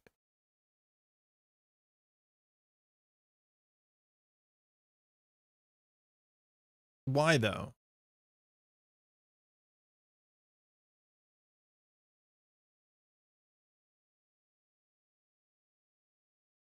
Why is Turbine here? It's the only program. Gives +2, cost 4. None of these cost 4. Ultraviolet costs 6, right? Hat cards? Pretty Mary has a good hat. Angelique probably has a hat. Black Hat has a hat. No One Home, I think there's a hat in the dumpster. Oh no, I'm thinking of On the Lamb. No One Home is just like digital. Just a door. Black Hat and Turbine are the same artist. Who would that be? Manchinian?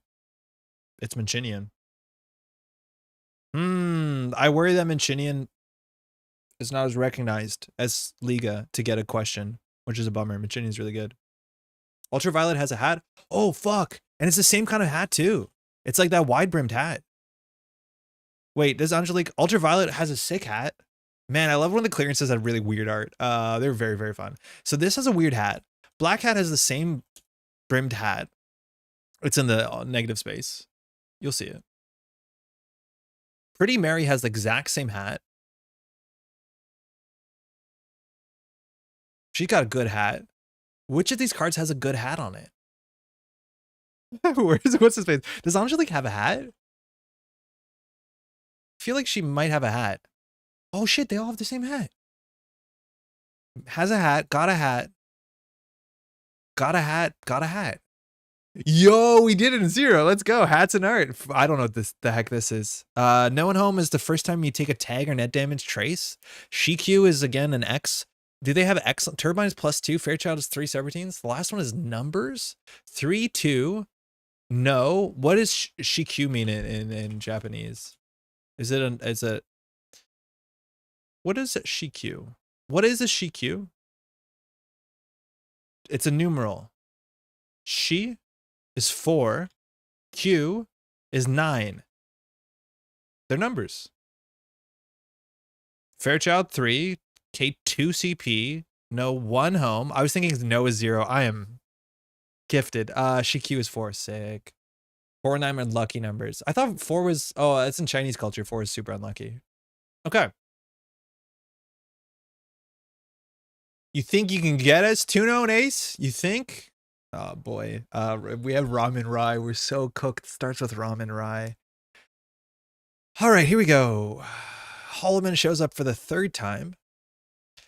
Black and blue.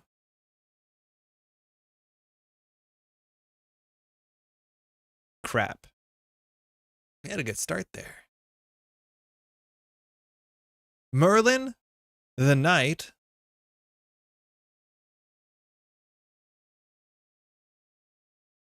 Oof. Crucifix giving this gum be good. It actually is the part of another Netrunner card name. Okay, Seraph is like as an angel. Seraph is like a Christian angel. These all feel like they're together. A Wyvern, a Knight, a Merlin. A Wyvern don't got arms. A Seraph might not have arms, but these all feel very similar to me. Like this is got a real nice fantasy medieval spin to it. Let's talk about some of these good HB cards, though. Ramen Rai is a weird starter turn replacement. No. Blacklist is don't play cards from your bin. Some folks might not know what all these cards are. RNG key reveals. Yeah, you guess, you reveal. You do guess, you do reveal. Blue level clearance is just kind of good. Blue and black, though. There must be a color in here.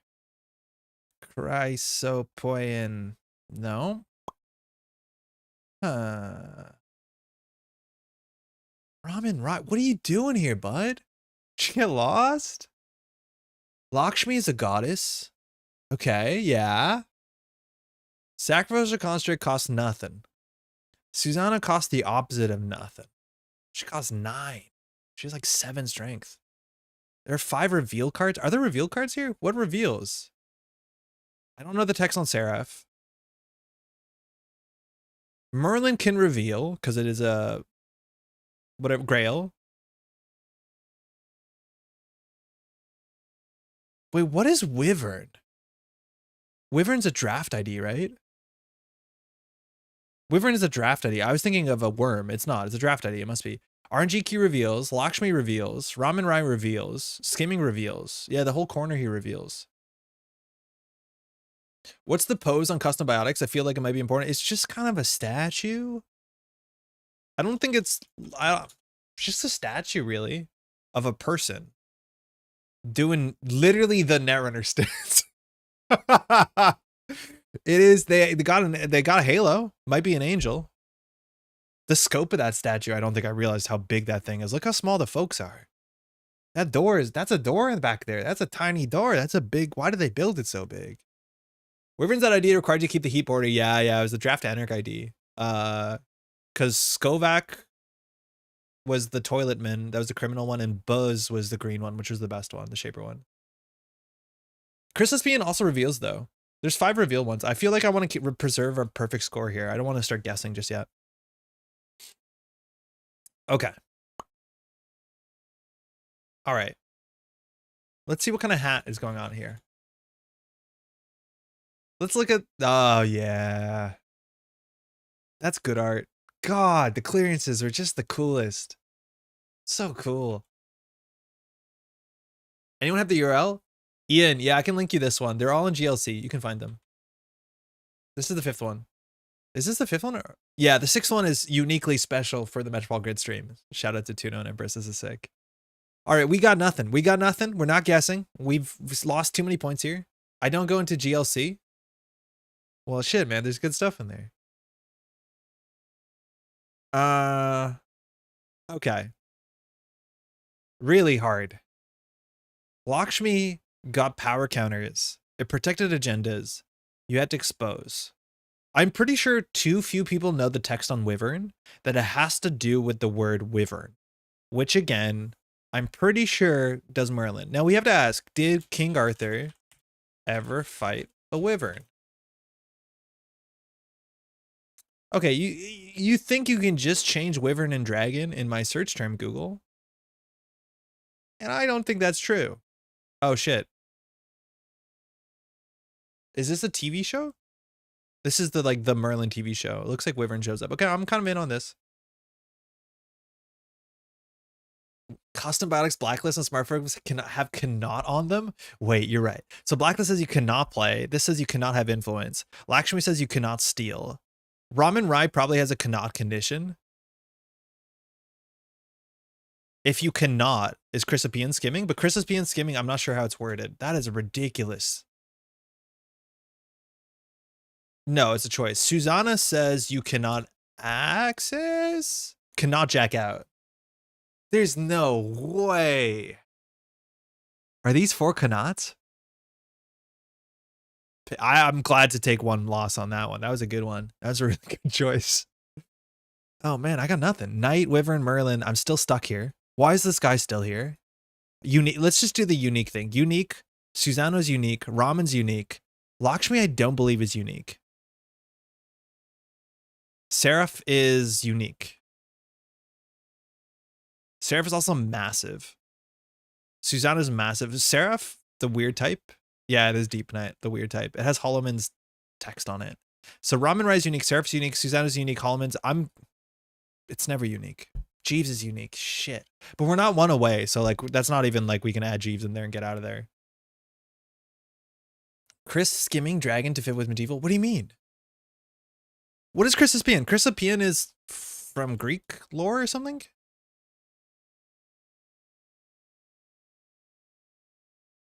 It's an Ouroboros?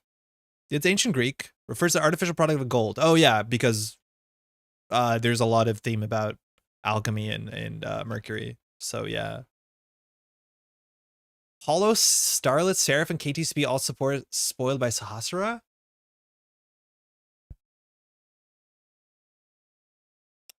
That's kind of on brand. That is honestly kind of on brand. That's a really, really ridiculous.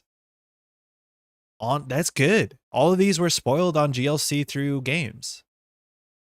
Fuck. Shout out to Aaron's and Harmon B. Oh man, that's sick. Yeah, you're right. Okay, that is gonna change. I don't think that changes anything. How many uniques do we have? Unique. IDs are not unique. Lakshmi's not unique. I'm pretty sure you can milk multiple Lakshmis. I opened in another window for some reason. Yeah, you can have as many Lakshmis as you want. This card is really cool. Hold on. Ramens are unique. Blacklist probably isn't unique. We're out of uniques here. Merlin's definitely not unique. Alliance cards? Ramen's an alliance card. Jeeves is an alliance card. Lakshmi's not an alliance card. But these are all the same. These are all from the same cycle. Same as Blacklist. These are all Mumbad cards. There's just not enough alliance cards here. I think this is actually worth guessing. Because these are all Mumbad. Blacklist actually might be like the lunar cycle. Yeah, shit, it is not Lunar's Breaker Bay. It has a raw bed on it. That's true. Yeah, Blacklist is not Mumbad. Yeah, that I would have not guessed that. Where's RNG key from? Because like these three are like very quintessential assets from that era. Susano is from Honor and Profit. Chrysopian is recent. Sackcon is, of course, that this never was released. And I do not know these. Exploring the bald robot angle? Hold on. There's some bald robot angle in chat. Susano also doesn't got hair, but it's got a head. Arguably, that's hair. Falk?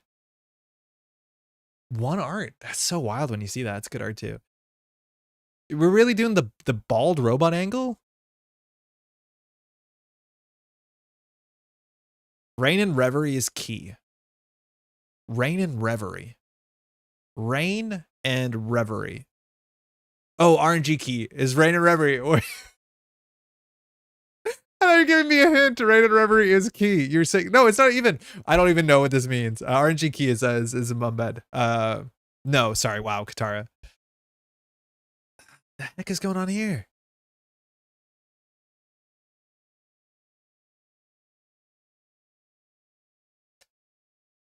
These are reveals from deck. This is a reveal from hand. Ramen Rai does a reveal.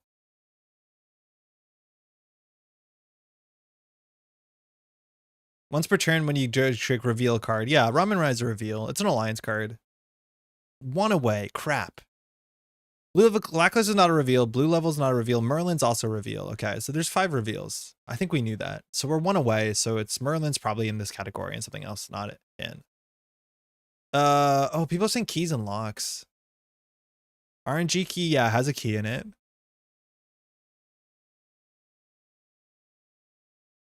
Blue level clearance has the key and the lock in it. Chrysopian skimming has the bracelet in it, but I don't think it has a key or lock. Jeeves is just a guy holding a platter. And by a guy, I mean a Byroid holding a platter. With a cool background. Susano has Susano. Sackcon has the little box. Yeah, BLC has a key. I'm just one of those that don't reveal from HQ. Chrysopian reveals from HQ. Merlin reveals from HQ. RNG key reveals from either, though. Lakshmi does reveal from HQ, guaranteed. Ramen reveals from archives, right? From archives. When you draw a card, you may... No, Ramen does reveal from HQ. These all reveal from HQ. Bah! Blacklist, skimming, BLC, and RNG are all about who can access things. Blacklist is only about not playing cards from your heap. I don't think it has anything to do with accessing. Blacklist just says when this is res, cards can't leave your heap. Yeah. Oh, but like as a person, this means you're blacklisted. You have clearance. Ramen Rye reveals from the side zone. Yeah, okay.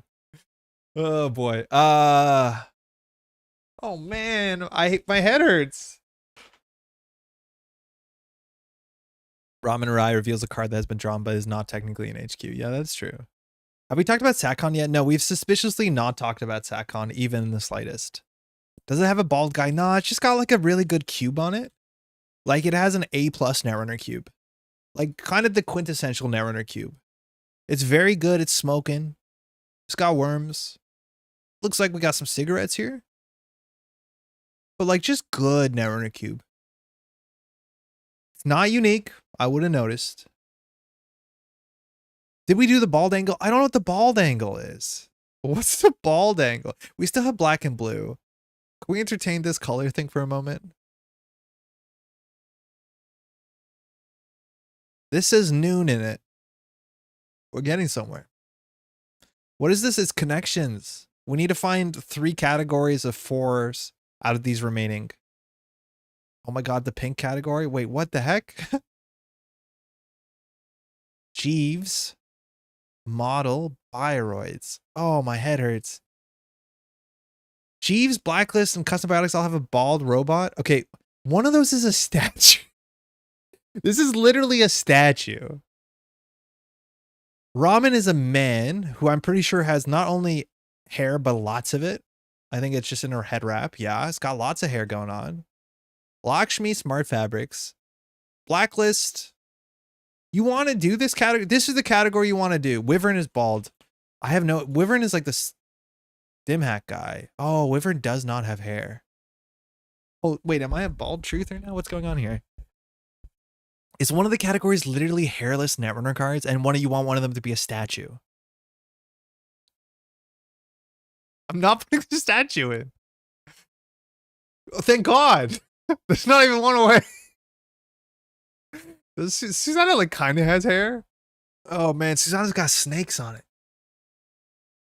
Offering hint button before the bald truthers. The bald truthers broke me down, and I'm honestly happy that we took that path together. Merlin is a wizard. Merlin does net damage. It's 6 and 4. It's a code gate. It can reveal from HQ. It costs influence and it's unique.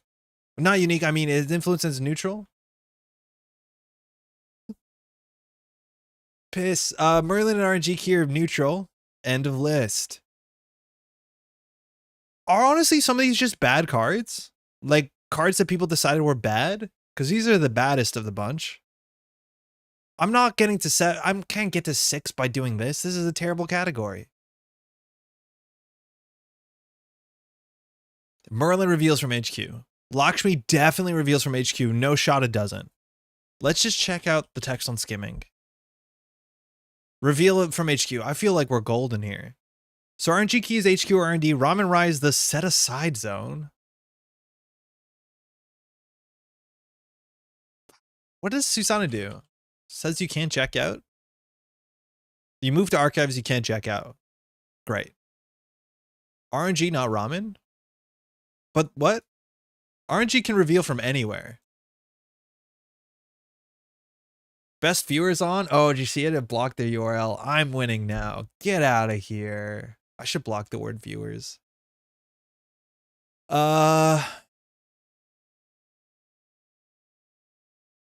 Piss. Didn't we not do that? I thought we did that category.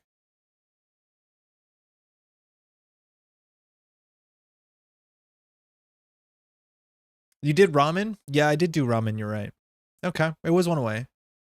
It's a piss. It was the yellow one. All right. Why is Wyvern in here? Wait, are these characters that show up on other card arts? Like Wyvern shows up on StimHack? Blacklist? I think Blacklist might be. Arguably, it's Blacklist. I feel like canonically Blacklist is a Trash Panda guy. 1Q1 dude, 6 balls. There's no way that this guy in this nice sweater who has a press pass is trash. It's trash guy. What's the trash guy's name? Please help me out here. My brain is cooked. Cards that have a Biroid in the art. Honestly, that's better than bald. Because I think people are focusing on hair. Exile, okay. This got a robot in it. This is a statue. This definitely has a Robin in it. This has a Robin in it. No. One of these two. It kind of looks like Exile, right? It looks nothing like Exile, Andre. Blacklist guy looks like an Easy Mark guy. No, canonically, the Easy Mark guy always wears his American heritage on his shoulder. Eh. He does have a backpack, though. Want a hint? Not yet. We still got blue and black, though. That's not doing well for me. Oh, we're so cooked. Wyvern's like an Archives recursion card. Jesus. What if that's a Game Boy? What if that's a Game Boy around his neck, not an ID badge on Blacklist? Do you think that's going to blow the category open? If he just got like his... What's that one with a crank on it? Biroid's not working out? Okay, let's try it. Let's try it. Let's try the weird Biroid category. Not even close. The balds category doesn't exist. Yeah, nothing. Blacklisted because he's a gamer. Okay, Satcon. This should be easy. Cost nothing. It's from the core set. Stop something from getting wrecked. This is cost nothing. All these cards cost something.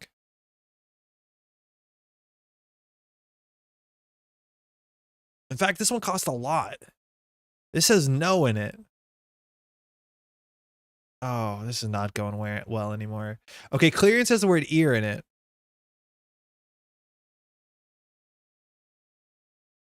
Second is a cube, cheese is a square. Wyvern's a sphere. Piss. We might need a hint, honestly. I don't feel like brute force in this. Do we need to know what Susanna no Makoto actually means? I will engineer a hint that will help with both categories. The balls have ears. Blue level earrings. What kind of evil category? I don't know. And honestly, I'm at this point, like, we've categoried so hard. We should have done 6 in a row. Custom Biotics and Wyvern technically cost nothing. Opportunity cost. Read the cards. Read the cards. Read the cards. Read the cards. You cannot include Jinteki cards in this deck, the once and future android. We're making biotics. I'm a believer in the archives category. Susanna, Ramen, Blacklist, and Wyvern. Yeah, that's a good category. Close. Faction names. Faction names? Faction names? What does that mean? Faction names? You yelled faction names.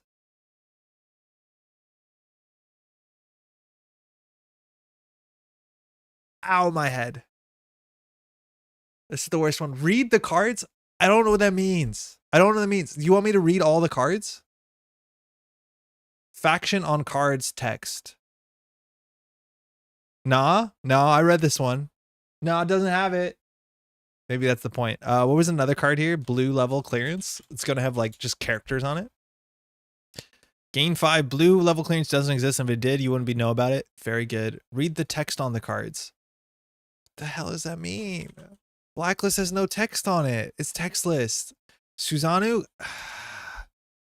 Godnath. Certain areas of cyberspace are dominated by a single digital entity. Runners call them gods. Only a miracle can save the foolish enough to enter the domain. I've read this text, I think. Read Jeeves. I think I did. Very good, sir.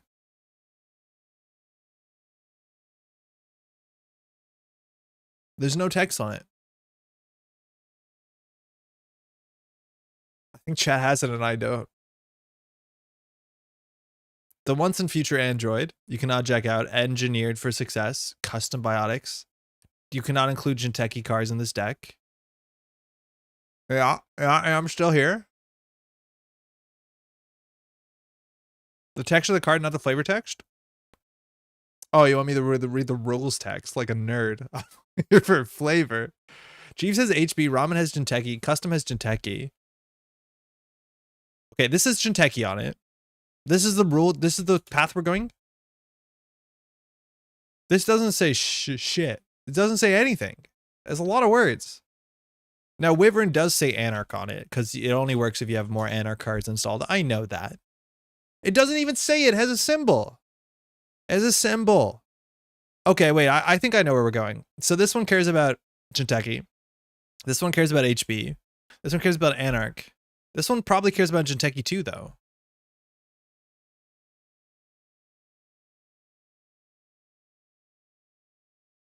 Okay, fine.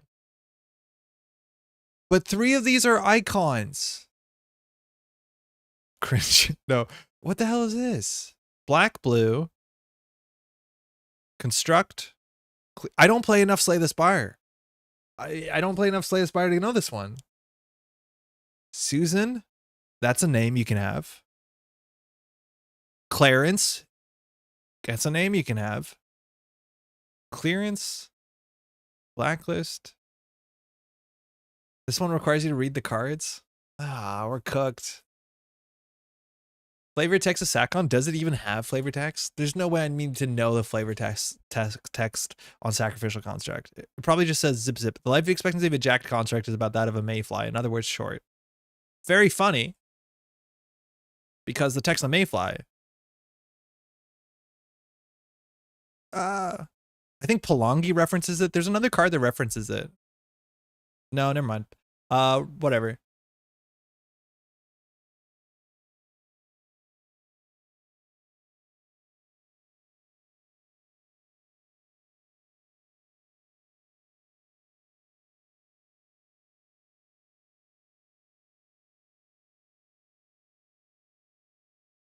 I'm just gonna roll on this one. I don't know.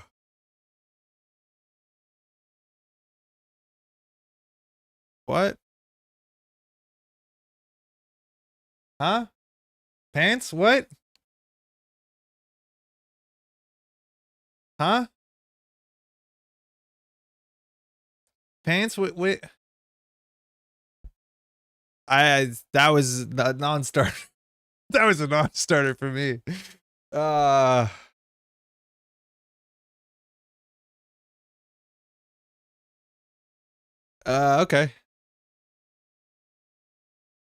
I've listened to the podcast. I don't know.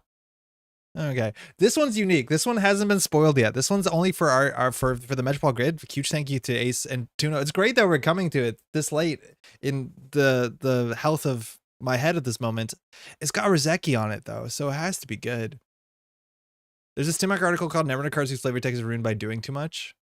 Oh, that sounds familiar. I did not like the flavor text of blue level clearance, that's for sure. Okay, let's do this.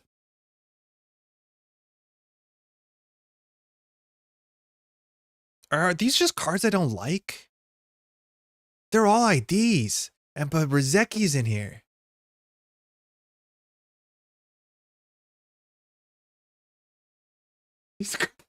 Wait, is this targeted at me?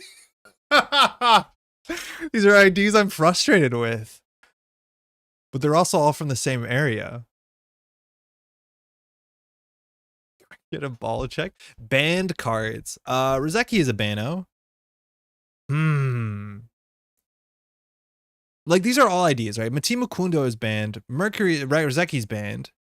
PU is not... PU's banned, right? It's not rotated. It's banned. Spark Rizeki Game Net Blue Sun say gain credits. There might be more than that. Oh, no, this is rotated, so that's not an option. Spark's not an option. Earth Station's not an option. Andy's not an option. IG rotated. CI rotated. Game Net's not banned. Yeah, Rizeki's the only non-ID. And notably, Rizeki is banned. It also gives credits. Spark loses credits. This is Ian's angle. Blue Sun can gain credits. Blue Sun and Thunderbolt care about ice. Huh. PU was banned though. Yeah, it was banned at some point. Mati was banned. PU was banned. Rozeki was banned. CI might have been banned, but I think CI was just restricted. I don't think CI was ever banned. CI actually might have been banned. I was never a big CI player, so I don't follow the history of CI. No, oh, it was banned. It was banned for a moment. Yeah. AceEmpress is the world's only Thunderbolt player. Yeah. She's playing it. I think she was down in Italy playing at the Nationals too. She does play Thunderbolt. Yeah, these cards all were banned at some point. Crap, not even close. I think there are 4 that are always 2-letter initials. CI, IG. Oh, that's a good one. CTM, PU, Andy. Are you playing more Netrunner? Definitely. Like these all have acronyms, but like most words do. CIIG, PU, CTM. No one's opposite's name though. Ah, beans. Not even close. Okay.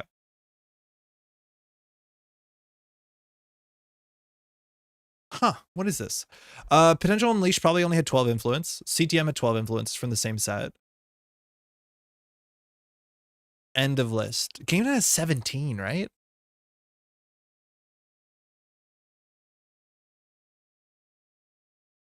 I can't count to 2? Yeah, me neither. Watch this category based off comments made here. Honestly, yeah, I'm scared. Because there's like Mercury here and Seb and Thunderbolt. Like, I've seen some bad stuff. I need to reckon with this. Seb installs? Yeah. Op installs? Yeah, technically. Mati installs.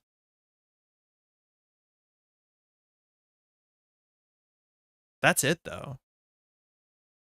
What does Nero do? Nero says the first time that you encounter a sentry, I don't know if it's first time or once per turn, you can jack out. Nero was from the Mumbet Cycle Criminal. Didn't see a lot of play. Shouldn't be surprised.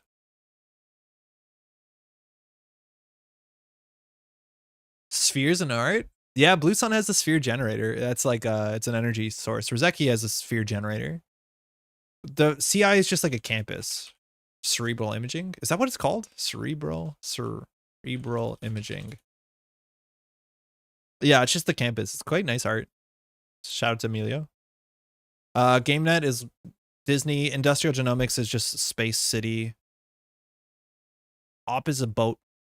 Spark is a haircut on a building. Earth Station is the beanstalk. Nero is Nero. PU is a rusty, bloody saw blade.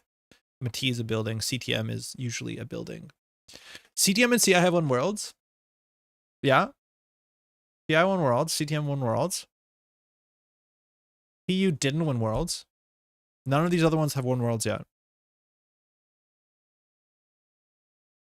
Do you honestly think, like, Frank, that's reasonable. These are 4 runners. Like, should we spend one of our shots on these are 4 runners? Statement for the future, Mercury won worlds. Mercury's doing way better than I want Mercury to be doing, unfortunately. I'm going to hit the 4 runners button. No, I'm not. I'm respecting AceEmpress and Tuno. There's no way it's just 4 runners. Yeah, no way, right? Andre leaking unbans. I think most of those are actually not in the format anymore. Like, I hate GameNet. I hate it. I kind of am okay with Thunderbolt. I want Seb to be good. Seb won Italian Nationals. I want to figure out what that deck is. I hate IG. I don't hate Mercury. Like, I'm worrying if I need to... Do I need to look into my soul for this one? Andy slaps. I just don't think about Nero. I'm impartial to Nero. I hate PU. You hate Spark? Nah, I don't like it. I can't be that. I'm a big Blue Sun fan. We all hate Earth Station until it wins Worlds this year. Then we'll all love it. I honestly think Earth Station could win Worlds. This is where we're getting at. Remember this board was tailored to you? I don't know if it was tailored to you because it's number 6. It could be tailored to me. Honestly, it could be. But I just don't want to get my ego get in front of what should be logical thought. A lot of people hate CTM. I don't mind CTM. Are there 4 corp IDs you hate? Can't believe we're using hate like this. I don't think I hate Earth Station. If it shows up, I'm like, oh, okay, that's gonna be fun. But it's not like, oh, a game that shouldn't exist. I like CTM if I'm like Wizard. That's a fun matchup. Andy, Blue Sun, CI, Earth Station are all IDs you didn't play in Alphabet, but most of those I couldn't because they weren't in format. Mercury, Earth Station's space stuff. Oh, that's a good one. Andromeda, space. Mercury, space. Sun, space. Earth, space. Yes! The category is simply space. That's sick. Okay, we got to start thinking out of the box. We don't care what the text on these cards are. We are knowing what they are. This has got a brain. I'm out of ideas. What is a Rizeki? Space. Tim Curry moment. The idea of blessings or sustenance that comes from a higher power like God. Malay. Okay, that makes sense. That whole set has Malay shaper cards in it. Mati Mukundo. Mati is a tree, right?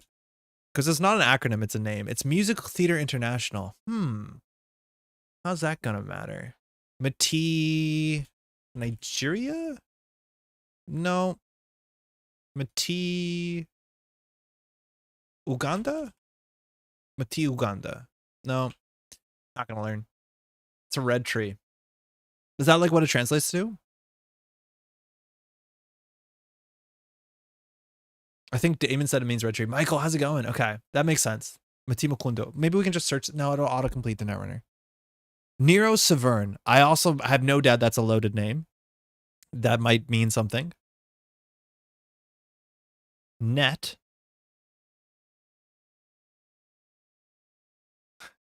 He's cooking. Arm. Yeah, he's going.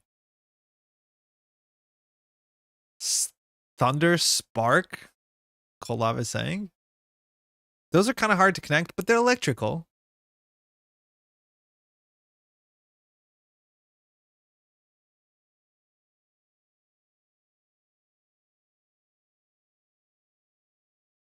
My head is not in the right space to do this.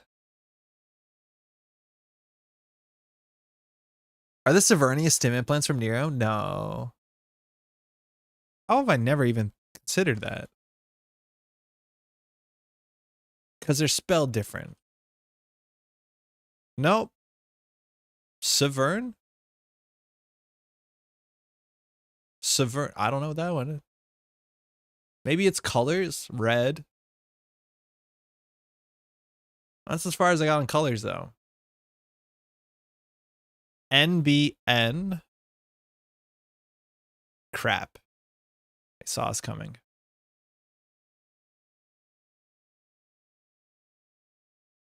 Oh, man. What is Rizeki doing here? Like, what are you doing here, bud? You must be lost. You're super banned. We're banned. Was banned. We tried this, right? I'm not sure we got it. Nero means black? Really? In what? Italian? Latin?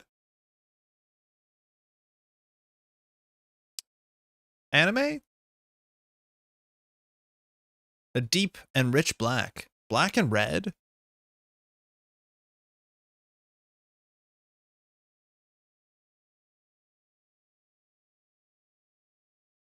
Sauza Pisoa. What does Sauza Pisoa mean? I thought it was just a name.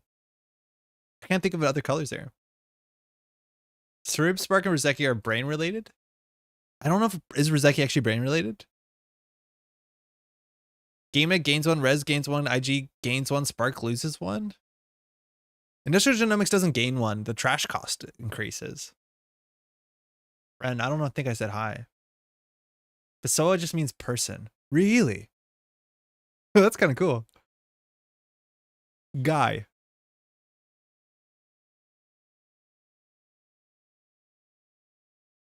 Why is Nero here? Nero's a Roman emperor, right?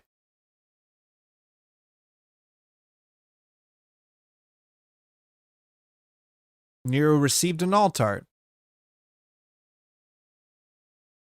So did CTM. Not many of these cars have received alt-arts. Yeah, Polana is the gain 1 credit, yeah.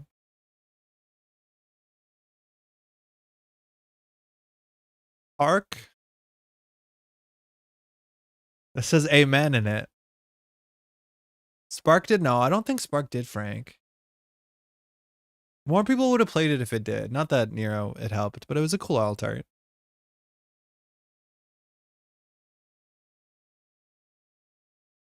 Acme did, yeah. Acme did pretty late on. It was at Worlds 2022? No, that's not right. It was earlier than that. But it was NS. I don't even know if FG or NSG did it. Looks like a phone booth. Pour one out for UCF? Nah, I don't want to. Date award. Game to PU, Thunderbolt, Seb all have whenever abilities. CTM's first term. Spark is once per turn.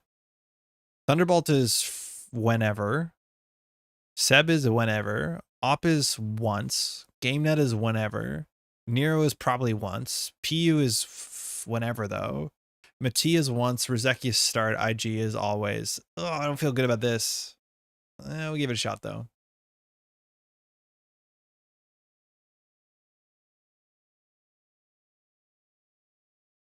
Okay, Spark came from Data and Destiny. Op came on its own.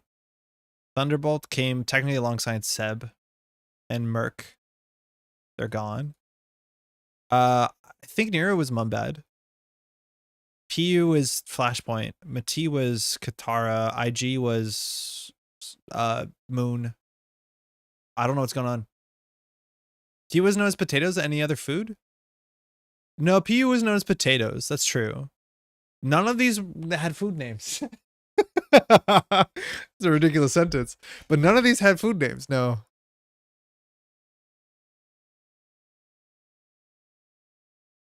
Oh, man. I feel bad that we're not going to get further from this. Rizeki was the corn orb? Yeah, I guess so. In some circles.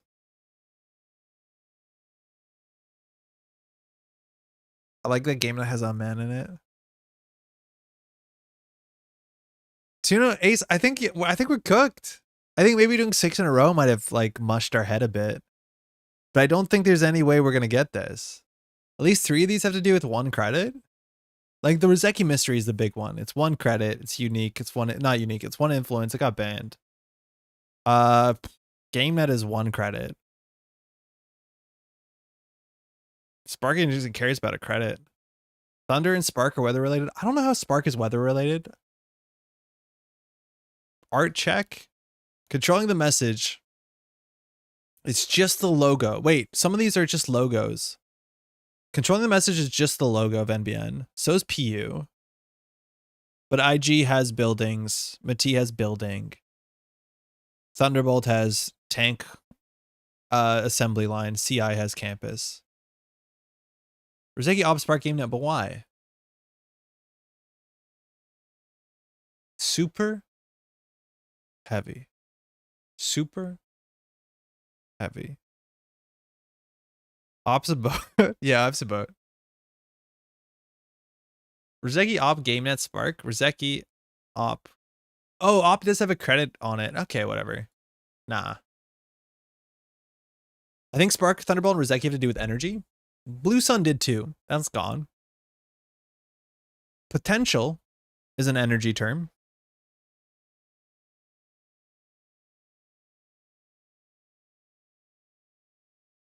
Do these have subtitles maybe? Are some of them going to be like all divisions or something that like we don't care about? Like all of these are division subtypes. Growing solutions. Okay, hold on. I feel like we're so deep in the tank. We're going to get back to bald truthing. Okay. That's that. Oh, I forgot this looks like this. Well, I thought this looked different. This one's really nice with the little moon there. This is good art. Good art. Spark Agency is we didn't start the fire. Never mind. It says world's wide reach. Okay. World's wide? World's wide? At this point, things are stopping sounding like words. World's wide? Worldwide reach. World's wide? Oh, because of multiple worlds? Whatever. IG, Op, CTM, and Seb care about trashing. Yeah. Spark not bald. Yeah, they gave a building a haircut. Man, I'm very fond of building IDs. I think they're really, really fun. What's Thunderbolt say on it? Notice how these are all divisions. Does that tell you something? Division, division, division. Literally all of them are going to be divisions. No. I think all of them are divisions. Yeah, they probably are. Oh, this is bad. Cerebral imaging.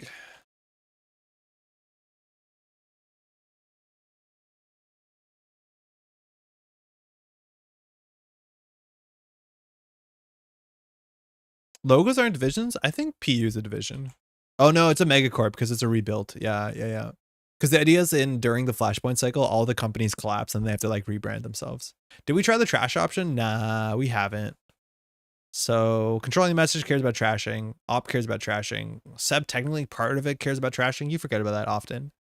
PU kind of cares about trashing. IG doesn't care about trashing though. It says trash cost. No, nothing. Oh man, I'm gassed out. I don't know what to do about this. I don't think we're going to solve it. I don't think we can solve this. Thunderbolt has a trash effect. Technically, it has trash on it. Subtypes. All mention a subtype. Wait, that's a good one. Sep cares about connections. Neo cares about sentries. Spark cares about ads.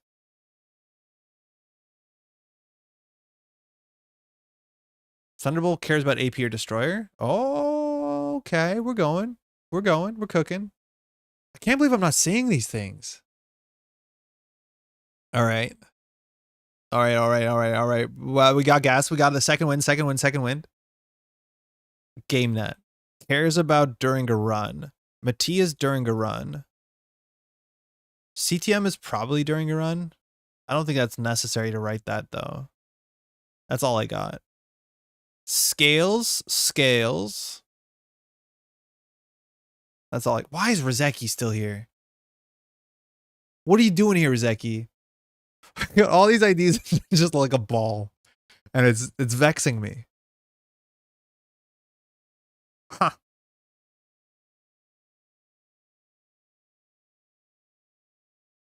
Rizeki doesn't have hair. I'm staring at these cards. I feel like we got a one away at some point. We got to ponder the orb. I'm definitely pondering the orb here. It gives a credit. It's banned. It gives a credit though. It does give a credit. Has Rizeki won Worlds? I don't think it has. But none of these have won Worlds besides this 3. How many of these give credits? I think we tried that though. This gives a credit. This gives a credit. End of list. CI scales on hand size. Op trashes and installs. CTM, yeah, CTM won, CI won. Rizeki might not have won, honestly. I'm not 100% sure on that one. It would have to won. I don't think it won, honestly. I'm not sure. It was banned when Sokka won in Toronto. I think. Artists who did the IDs, almost all IDs are done by the same artist, which would be Emilio Rodriguez. Emilio Rodriguez did IG because it's a building. Emilio Rodriguez did Matime Kundo.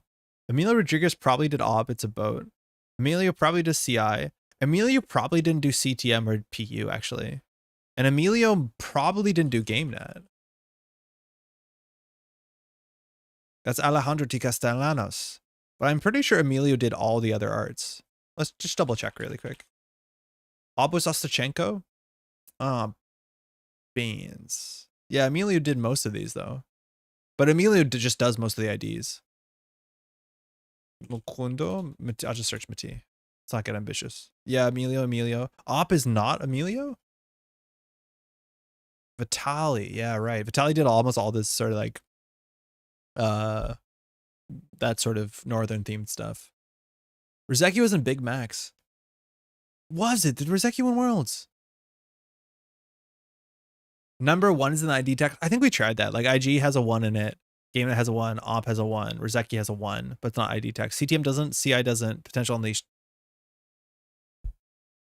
Potential Unleashed says does odd damage. It doesn't say 1 damage, right? Oh, at least 1? Wait. 1? Nah, piss. Look at GameNet. I'm just now really curious of what the face on the right is. The pink flag? Oh, yeah, it's someone's face. I don't know. I'm not sure what that is. I'm assuming these are some of the games. Like you see dragons here. This kind of looks like a demon. I have this in higher resolution I could dive into, but not that easily on stream. Cursed ID. Yeah, honestly, there's a couple IDs. There's a couple cards in Netrunner that we're just hoping nobody plays. Because if you do, I feel like it's not great. 7. We're doing so bad. Okay, we're going to put a timer on this. It's already almost 11 o'clock. We haven't even built Netrunner. We spent most of the day doing a quiz, and I'm not upset about it. GameNet has Toll Booth on it. It's an orb. Yeah, it kind of has Toll Booth on it. PU has nothing. IG has the weird like moon. Matiba Kundo is... Rizeki, PU, Mati have all been banned. Yeah, Cursor, we tried that.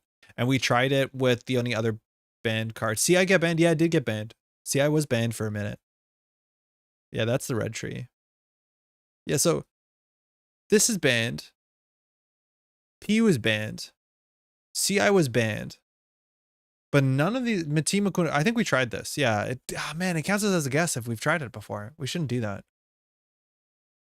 But all 4 of those have been banned. Are there 4 buildings? They're almost all buildings though.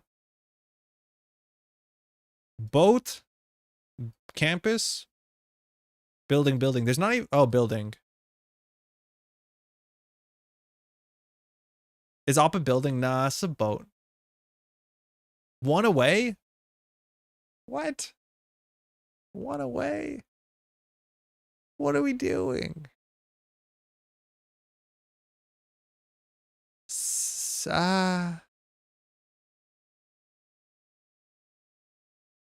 IG, CI, Mati, Orb. Okay, hear me out. Orb. I thought I could keep doing that. That would have been really cool if I could keep doing that. CTM. 12 influence, trace 4. Tag. First time per turn. May. CIPU IG. We did CIPU IG CTM. Op should not fall in that category. 1 away. Damn. Because Op is the name. It's not a short form. I'm really hoping it doesn't have to do with the word super heavy. Because that's a really silly word. Drop a site. We just did it. Yeah, 2-letter IDs.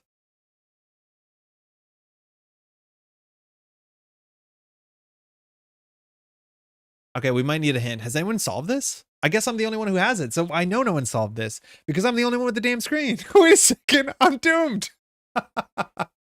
This is the only copy of this. Oh, we're so cooked. I swear to God, if I have to know what Neuropanzer thinks about these identities. What were the 2 aways? I don't remember because I just shuffled a bunch. Panic shuffled. I don't remember. I don't honestly. Oh, one of the 1 aways was PU, Op, CI, Op, IG. This was a 1 away. Pants. This was a 1 away for sure. So we could like brute force this and have our score become bad. PU is arguably an orb. Get rid of PU. Why? GameNet for two syllables. PU. GameNet. Op is not 2 syllables. Maybe drop op and okay. We tried that. We tried the abbreviation ones. That was one of the first things we tried. We dropped op for CTM. This did not work. I thought it was going to be abbreviations because these were abbreviated. PU is orb coded. Yeah. Rizeki is hyper orb coded.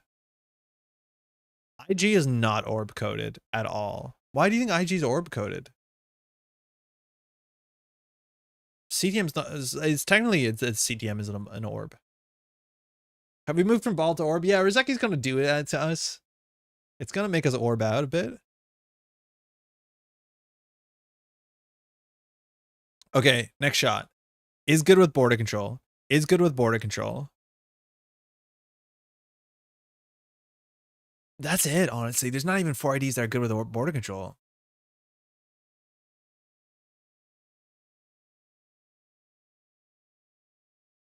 Misery, misery, misery. Misery? I need, and this because I need to sleep for regionals. You and I both. I'm gonna go for the misery category. Up. 1 away. We tried a couple 1 credit ideas. I'm just trying anyone's ideas at this point. Ob likes trash. IG likes trash. PU performs trash. Matisse misery. Matisse kind of fun. Try. Wait, one more. Hold on. NBN likes trash. No, NBN doesn't like trash. Well, no, we've guessed this. This is one of our 4-letter ones, I think. Yeah. No, maybe not. CI instead of CTM in what context? Your last pick hurt me. I mean, trash isn't like. Okay, never mind. Ian, what are you saying? I missed it. Try CI, PU, IG, and GN. What's GN? GameNet. Why? There are now only 4 divisions. Wait, actually? Did we? Division, Megacorp, Megacorp, Division, Division. Which one's not a division? Cerebral imaging is a division. Yeah, I didn't have to click on that. Industrial genomics is a division. No, there's 5 divisions, isn't there? Op is not a division. Op is simply a corp. Bro, did you know that? Why do you know that?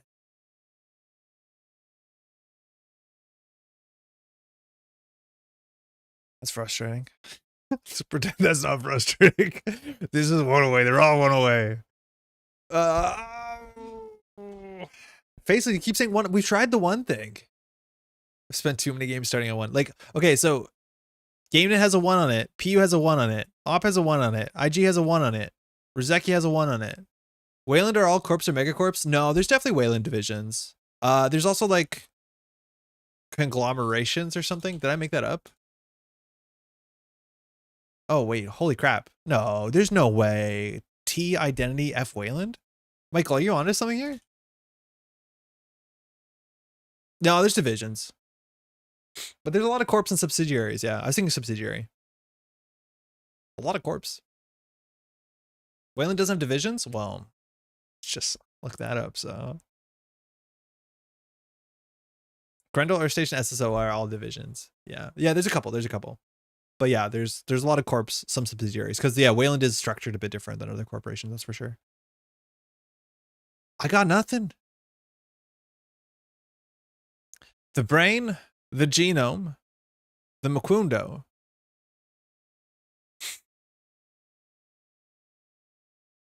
We will eventually get our DJ Fenners for corpse. Don't worry. It'll be an asset. It'll be 4 to trash. Has nothing, won't try my genius idea? Ian, write it down one more time. And no, don't write down your idea. Write down your idea, explain why your idea. Because you just wrote like literally 8 letters. You just put down 8 letters. Is it a brute force one-off time? I refuse. It's 11 o'clock. I have to stop refusing. I have to lower my standards. Okay. CI, 2 syllables. PU, 2 syllables. I already did that. IG, and then GN. No, sorry. But I'm not rooting for you to fail. Trollnet log tent. That's trolling it. Trolling it. Okay. Potential. I like where we're going. Log logistics. What was the last one? Why were we saying troll though? That's ridiculous. Ridiculous. Troll. Okay, leash. PUCDMIG are all the first word appears in the name of another card. TPU GameNet CDM is faction that you have 2 cards left in its puzzle. PU GameNet CDM, like just putting together PU CDM IG and C are all first words appear in the name of another card, like Cerebral Overrider, Industrial Amazon Zone. I think that's a card. Amazon Industrial. Shit. Okay, never mind. What were the other options? Controlling. What's the is there a controlling? I am so cooked, and the Rizeki is still in here. There's still a Rizeki in here, and it hurts. We've done so many of the 2-liter ones, Tron. We've tried every 2-liter one. It hasn't worked so far. We've got a bunch of one-aways at this point. I don't know what they are. NBN Engine Techie are the first words on those, which is why I don't like it. There's a card called Troll. Yeah, there's a card called Troll. It's an NBN Ice. It's cool. It doesn't got subs. It's kind of neat. Did we lose? Are we losing? Have we lost? Have we officially lost? Are we leaving this as an open puzzle? Any chances World's Winning Corpse? Mike, how's it going? It feels like it's been a bit. No, it's not. There's only 2 of them. It's only CI and PU. Sorry, CI and CTM. Can we concede, please? I don't want to. Kato, wait, Andre. How many of these cards have you personally put on a tier list? Op. Just op. We only started doing tier lists like halfway through the what's it called cycle, the Arctic cycle. Like I don't think we did tier list. We definitely didn't do tier list for Ashes. I kind of want to go back and do an Ashes tier list. Quick random groupings. Controlling. Gaming. Oh, that's a reach. Imaging. We got some Jarens. How many have you played in a tournament? Honestly, I don't know. I've definitely played Rizeki. I've definitely played Op. I've definitely played Controlling Mez. I definitely played Mati. I played all of these at a tournament. Besides GameNet. GameNet, super heavy. Yeah, man, what is this? I hope the category isn't again like Slay the Spire or something. Have we done bans? Yeah, there's only 3 banned cards here. Actually, no, there's 4 banned cards, but it didn't work. Banned. This was once banned. This was banned. This was banned. This was banned. It doesn't work. Rizeki starts with res. Does that do anything? I don't think so. This is trash cost, not res cost. This is res cost. This is res. This is hand size. Jai says tailored to you. Does Jai know that, or is Jai thinking it is? Someone not on mobile make a one-way Venn diagram. How many say res? Op says res. IG says trash. PU doesn't. CTM doesn't. Matisse says no. GameNet doesn't. CI doesn't. Only this one says res on it. And Rizeki.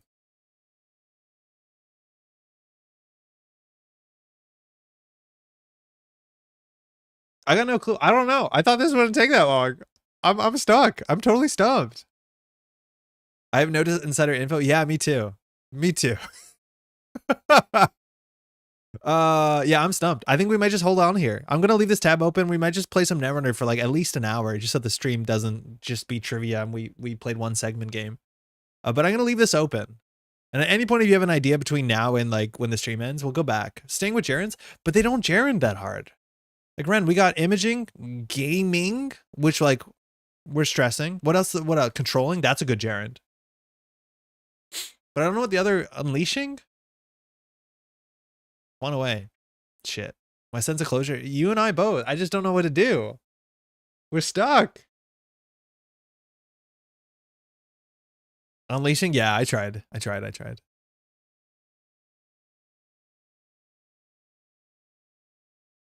like one of those escape room board games where the solution's messed up. Nobody will find it.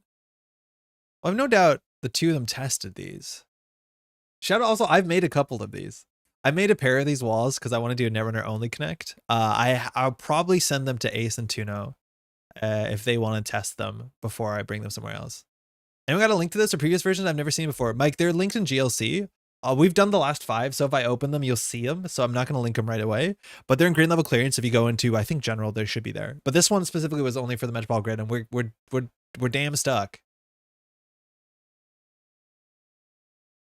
That's all the inside words, which is common for only connect. Res, super heavy, log, trial, mix, potent, tent, leash, bra, magi, game, amen, men, net, troll, mess.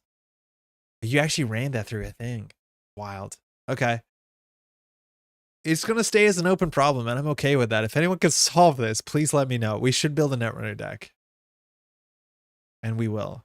I don't know what's going on. I honestly don't know what's going on. I don't know if I'm going to wake up in the middle of the night and be like, oh, the blades, and then I'll know about it. But God, I can't. It's like IDs were surprised they printed. Zeki, CTM, CI, Mati all came second at Worlds. Mati never came second at Worlds. Mati had some top 16s that one year, but it never placed higher than that. Second at Worlds, no. Mati never came second at Worlds. Guaranteed it didn't. IG never came second at Worlds. PU never came second at Worlds. Yeah, I don't know. I do not know, but it's not a bad angle. I think they updated JNet. Sorry, NetRunnerDB. I think NetRunnerDB recently had an update. I don't know if I'm making this up, but this dropdown seems different. I don't think it used to be like this. This looks different. It might not be. We're playing Architects tomorrow. Okay, so we don't have a lot of time, so we're going to build something really quickly. Do you know what I think I want to try out? Haven't played Netrunner in an age, but you uploaded tournament coverage like back in the day, and now I want to play again. Yo, Mike, Worlds is in just a bit. It's pretty hype. I'm glad you're getting back in. The game's great. Yeah, both Joe and Chris were on CTM that year. Yeah, Joe and Chris Dyer and Shup. Yeah. Hey, so we've finished editing all of the stuff from NPC Montreal. We have the top cut coming up, and I really enjoyed that process. And now I'm at the point where I have a workflow to do video stuff for tournament coverage, but I don't have a camera. Like, I haven't been able to film. All of the stuff that was filmed in NPC Montreal was filmed off my partner's nice iPhone, like a modern iPhone, and it looks really good. It's not perfect, but it's really, really, really good. The phone I have is ass. It's really bad. It's an old phone. It doesn't film really well. But I want to be able to bring a camera to set up next to a table at Worlds, obviously not the stream table, and record, just so I'll be able to have footage that I could put up on the channel and edit and just make more of Worlds approachable and presentable and accessible for people who are not at Worlds, obviously. The majority of games of Worlds aren't televised or recorded. In fact, very few are. Just the one top table. Maybe there's a second table. That'd be pretty sick. But it's something I don't know how to do because I don't have that sort of camera. So I think I'm coming to the point where if you have an extra phone or a nice camera or something like that, and that's going to be at Worlds, and you're willing to fill some games, that might be something that I would like to have some help with, because I'm not set up to do it, but I would love to be able to do it. Andre, talk to CTZ. Yeah, that's a good idea, actually. Yeah, because like I can bring in a tripod and like a phone mount and a light and stuff. I just don't have the actual camera to do it well. The camera that I'm filming most of my stuff classically on, the one that's right now the stream camera, is like, it's not very good. It's aged, and it needs the amount of lights I have right now just to look okay. And even then, like, I'm lucky the images it's a bit noisy. I don't know. Okay, I think Mike won the big Euros at UK Game Expo. Yeah, Mike in chat has won a lot of stuff. Yeah, shout out to Labor Rights. That's Mike. Have you talked to Eric? Didn't he do it for Boston? Yes, but sort of. So Eric filmed for Boston, but he filmed on like... No, hold on. So Eric did the streaming for Boston, NPC, and he brought in his own equipment. Eric is coming to Worlds and is doing casting, but I don't know if he's bringing any of his equipment, but if he is, it'll be for the stream table. But the filming for like East Coast Nationals was all done on like phones. I think Cato filmed, if I'm not mistaken. Do you have any tips or recommendations for YouTube short filming soccer style? Phone, pull out your phone. Most modern phones, the camera on it are better than other stuff. And I think you just want to film into it. Either hold it face first and just record. There are some editing apps on your phone that work pretty well. I think YouTube technically has an editor. I haven't messed with that sort of stuff. But I would recommend just doing everything on a phone. It's honestly the fastest, the easiest. It won't be like incredibly professional. Like there'll be corners on it, but I think people find that endearing. Like Sokka's things are endearing. Yeah. Let's step away a moment. No, well, Lucille, we didn't give up. We just kind of put it away. We just put it back there and we'll come back to it in a couple hours. Oh, ECM was filmed by Kevin. Oh, it was Kevin. Okay. It wasn't Kato. Yeah. I think NarraTV is different. Maybe that's just I haven't seen an empty chart. Yeah. But like that's all it takes. It's just like someone who, but unfortunately it's hard to have a phone not on you for a whole day of an event. Like that's difficult. Not Yeti's doing some good content with low technical specs. I don't think Not Yeti has low technical specs. Like Not Yeti has a webcam on a computer. That's honestly good enough. Yeah. You want to play AOT? Try Jinja Hyper. I don't want to play AOT. I misclicked. I honestly misclicked really bad. So this is the card that I want to play today. And I'm convinced that this card is better than the amount of placing. Whether it's NBN, I think that's pretty cool. I think the reason why I want to play this is a couple weeks ago, we ended up playing this weird deck that was playing, it was a Thule deck that was played at, I think, Scottish regionals, that was playing ping. And the idea is that the runner got the ping tag during the run. And then when they accessed in the server, there was a Mr. Hendrick. And so the idea is on any turn they got the ping tag, they either had to take the core damage or float the tag. And you can imagine how a deck makes that interesting. And I think you can just do the same thing. Like what happens if you play some Maze Amusements in Thule? Because generally they want to get in there and they want to spend a click and 2 credits and not take the core damage. But if they spend a click and 2 credits, how do they not clear the tags? And obviously that is an ID that can leverage tags. And HB has some really good on-tempo ways to use tag punishment, like greasing the palm is pretty playable. I think this card's good. Also on top of other defensive upgrades, like anything that robs clicks, this is pretty good. Now you have to res at the same time you res a Manic Arm, so that can be a bit tricky. We skipping the deck list a week? No, we played it. It is a joke deck, but we did play one game of it, which was more than enough. Wasn't Amazing Augustus NEH that won a UK regional? I'm not sure. I'm honestly not sure. But I do think this card is probably going to see a bit of play at Worlds, and it's good. Like, I don't think people are prepared for this. I think tags are kind of heavy. But I want to try playing an HB and see what we can do. I'm not sure if it's going to be Thule. It probably will be Thule.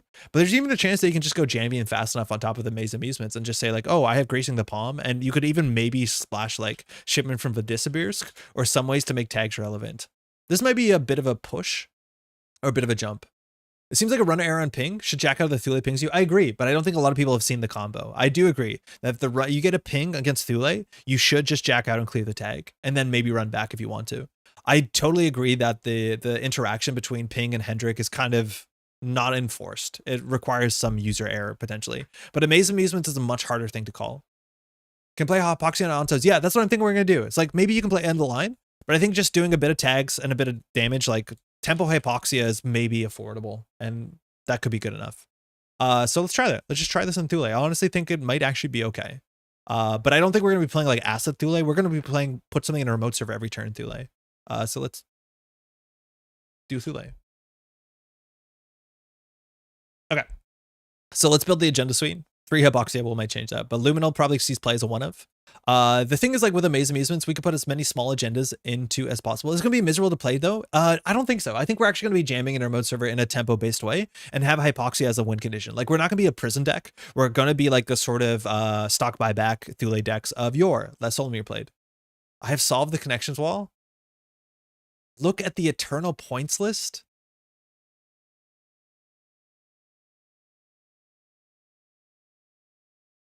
Jupstad might be too expensive. We might have to go a bit faster than Jupstad. That's a good shot, Lucille. Wait, PU is 3 points. CI is 2 points. IG is 2 points. Mattia is 2 points. Actually, I'm not sure.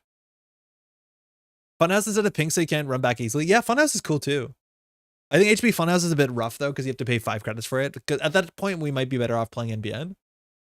But Funhouse is, I think, also a card that's a bit better than, like, I don't think people are actually playing that much the one that bypasses. Some of these are pointed cards, but none of them are pointed equally. Like, Rizeki is not pointed. Lucille. PU is pointed. Rizeki is not Eternal points. Rizeki is way too slow for Eternal. Roseki's probably garbage in Eternal. CIG and Mattia and I are pointed. The rest of ideas are not pointed. You think it's that straightforward? He says, not getting the category. Op is pointed. CI is pointed. Mattia is pointed. PU is pointed. Wait, did I get that wrong? Which ones are pointed? Op is pointed. Mattia is pointed. IG is pointed. CI is pointed. No, there's 5 pointed. This is an old point list. Yeah, that's a really old point list. Let's be honest. Hold on. Why does it come up in the search terms? Eternal points list. Okay, this is modern. So PU is super pointed. CI is pointed. IG is pointed. Op is pointed. Mattia is pointed, but there's still 5 pointed. We didn't have a 1 away on our banned cards list, we should note. Yeah, we didn't. There's 5 pointed though. Mattia, Op, CI, IG, and PU are all pointed. Yeah, I don't know. You might be onto something there. It sounds right. But I think we still have to brute force it from there. Unless the other category makes sense. Pinger Funhouse B1001 is cool, yes, but I don't think you can build your HB deck around that. Like, I think you just play NBN. I think that stuff is kind of cool. Okay, so what are we playing? We actually want to win, and we want to win out on tempo. So Off-World Office seems totally fine. We'll play Seamless Launch. I have one other recourse. Like, this is the sort of thing where, like, jamming Hyperloops might make sense, but I probably actually not want to play Thule. I'm going to look through all the prizes on ABR. Okay. What else can we put in this remote server that makes sense for us? Ontological, we're definitely playing 3 of, because that has to win. And then we probably just play 2 Ikoas and just say, like, whatever, we're playing HB. Okay, assets. We have to keep jamming and pushing the game forward. Why can't I see? Oh, because that's on me. So we're going to play the basic stuff. So Rashida, great. Spin Doctor, fantastic. I honestly don't know if we need Regolith. We probably are going to struggle to get money. We have no built-in econ card, the way that some other IDs do, like fully operational. So how do you make money in Thule? Quitwa, we're brewing Amaze Amusements HB. Trying to be a bit annoying here. So Managar makes a lot of sense with the ID ability and our thing we want to do. We might actually splash in like an end of the line as a win condition. Might have one of them. Might be fine. Maze only fires on agenda steal. So our fork is a 3-card combo, upgrade agenda. No, our fork is just Amaze Amusements being a nice, ugly surprise on top of Thule. At Hendrix, maybe to add an NGO. Namba with Amaze though. Yeah, that's the problem is that we only want to put agendas on Amaze. But Hendrick, we definitely should play, right? Hendrick with Amaze seems good, but we need an agenda on there. Hyperloop is good. Yeah, Hyperloop is good. Hyperloop is definitely good. We could consider playing Hyperloop. There's a chance that Ico is actually bad for us because they can choose not to steal it. And we want them to steal the agenda, right? The Refuge campaign doesn't ever make sense. No, not more in Thule than anywhere else. Maybe in Asa, you can ask Jeff, but it's just the numbers on it aren't very good. I'd rather play Maryland or Nico 10 times more than that. Austerity doesn't make sense with the Maze. Like, again, we want to be a jammy deck. So, okay, it's jammy. We play Seamlesses. We definitely play Greasing. The question is whether we play other tag punishment or also like whether we play Oppo. Like, honestly, bizarre, but we could play 2 copies of Oppo. 1 copy of Oppo, Public Trail Oppo. Jaguar Rundy. Yeah, we could play Jaguar Rundy. Jaguar Rundy is going to be annoying. Yeah, let's play Jaguar Rundy. Why not? It's a bit expensive. It gives a runner a tag. It does core damage. It does what we want. Pull an LED and play Salvo so they can't decline to steal. Ping, right? Maybe, but I don't know if I want to play 1 ping. I don't know if I want to play 1 ping. Wear Gaslights? I don't know if we want to play Gaslights. Anyway, I thought when I built this deck in my head that we would have 2 Gaslights as a way to get our thing. I just don't know how Gaslights works with the rest of this deck. Right? Obviously, we actually might be able to cut the end of the line, and maybe it's better for us instead of cut the line, we play like 2 shipments from Vladisibirsk. But if that's the case and we only have 2 Amaze Amusements for tags, it doesn't make a lot of sense. So Retributions maybe is a thing. Wants Trankrid? Yeah, we definitely want Trankrid. We just don't have enough money. Mindscaping said end of line. End of line wins the game. Mindscaping doesn't win the game. I think it's that simple, right? Like Mindscaping just does 2 net damage maybe. End of line with a single tag, we can threaten lethal, especially if they have like 2 core damage. All right, let's build the rest of the Jamie suite. We're gonna play like some consistent stuff. A Bladed Barrier seems good. At least 1, probably 2. Onsell, Bloop. I don't know if we're gonna play Harmonics. That might be a bit annoying. Pivot. Blurby, how's it going? Pivot. I don't know if we need to. Yeah, we could. It means we can actually technically play like a really poorly tempoed Hypoxia. This is also the sort of deck that really wants to play the last reprisal type card, the HB one. that says you have active policing, right? This deck actually could consider playing active policing. Active policing and Maze Amusements is a really rough combo. Multiples though, and core damage, yeah, that's hard. It's really hard to set it up. All right, let's get some ice in here that seems good. Nothing beats Roto Turret. MIC, we won't afford it, but it's good. Loki's probably not bad. Jaguar we're playing. I guess we're not playing Drafter. We're probably playing Drafter. We want some big old bronze. How much ice do we need? We need about like 15 to 16 ice. It's a while that they're playing 3 Drafter, but we want Jaguar on these techs to be annoying. Threat 4 though is kind of cursed. How do you make an ice suite good? Gatekeeper. Oops. This is 14. Don't have influence for Tattoo Bolo. We have 52 cards. Yikes. That's not good. What are we not playing? Like, what are the sacrifices we're making? How good is this? Like, do we actually have to bolster Amaze Amusements with Restore? Where Hedge? Oh, that's a good one. Where Hedge? Hedge is there. Do we have to play Restore to make Amaze Amusements more consistent? It's a bit of a pile. Yeah, it's definitely a bit of a pile. And I think it's going to start as a pile for sure.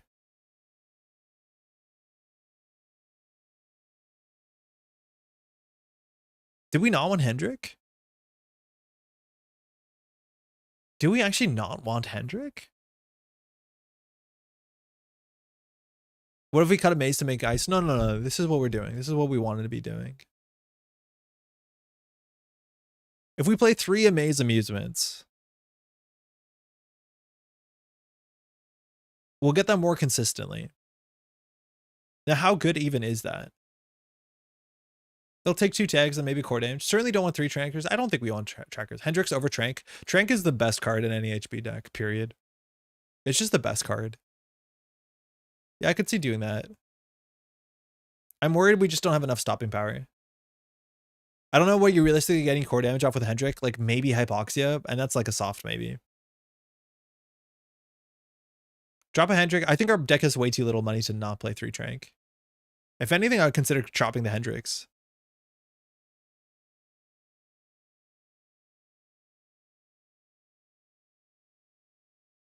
Three Hypoxia seems really strange, but I think it's what we need to do. How much is 3 to trash? It's not nothing. Okay, we have influence. This is our opening hand. How bad is it? This is not great. So if we do hedge fund, greasing, ablative, we have nothing to install. We wouldn't do that. Okay, that's not good. This is our next hand. We're forced to keep this by law. Man, the autologicals are really bad. Drop Hendrik and play Pulse guarantees the flag tag flip for Hypoxia hits. Right, they'll lose a click res. Yeah, but then we have to play Pulse, which I think Pulse is still fine.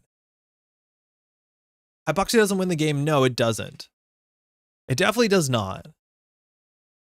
Why Onto? Because it's a win condition.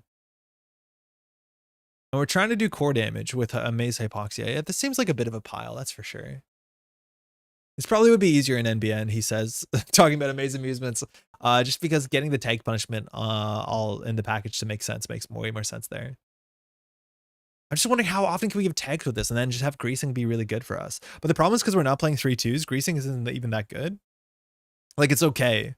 Like, greasing and ontological would be pretty good. What if the idea was like Hendrik Pink? Could we try Fun as Hendrik? You could.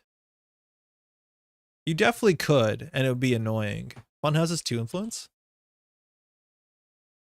I don't know if we can sustain this. But yeah, I don't know if we can sustain this. This is expensive. This is a good card though. I do think Funhouse is good. Funhouse Hendrix is kind of cool though. I actually think Funhouse Hendrik is cool. Cheeky Snare. It's a pretty soft win condition for us, and we already have influence problems, let alone money problems. This looks bad. This does look bad. How do we make this not a pile? Can we win with the end of line? I feel like having one end of line as a 4 influence slot doesn't make sense. I don't know what tag punishment we can play that's lower on influence. So if we search X tag, sort by influence, the lowest tag punishment is predictive and retribution. Retribution is hard to make a win condition. Otherwise we have backroom, which is kind of whatever. And that is mostly it. That's mostly it. No gaslight. No, I cut it. I don't know where we're going to put the gaslight. But I also cut the end of line, so. Like what we want is this, but this is 3 influence.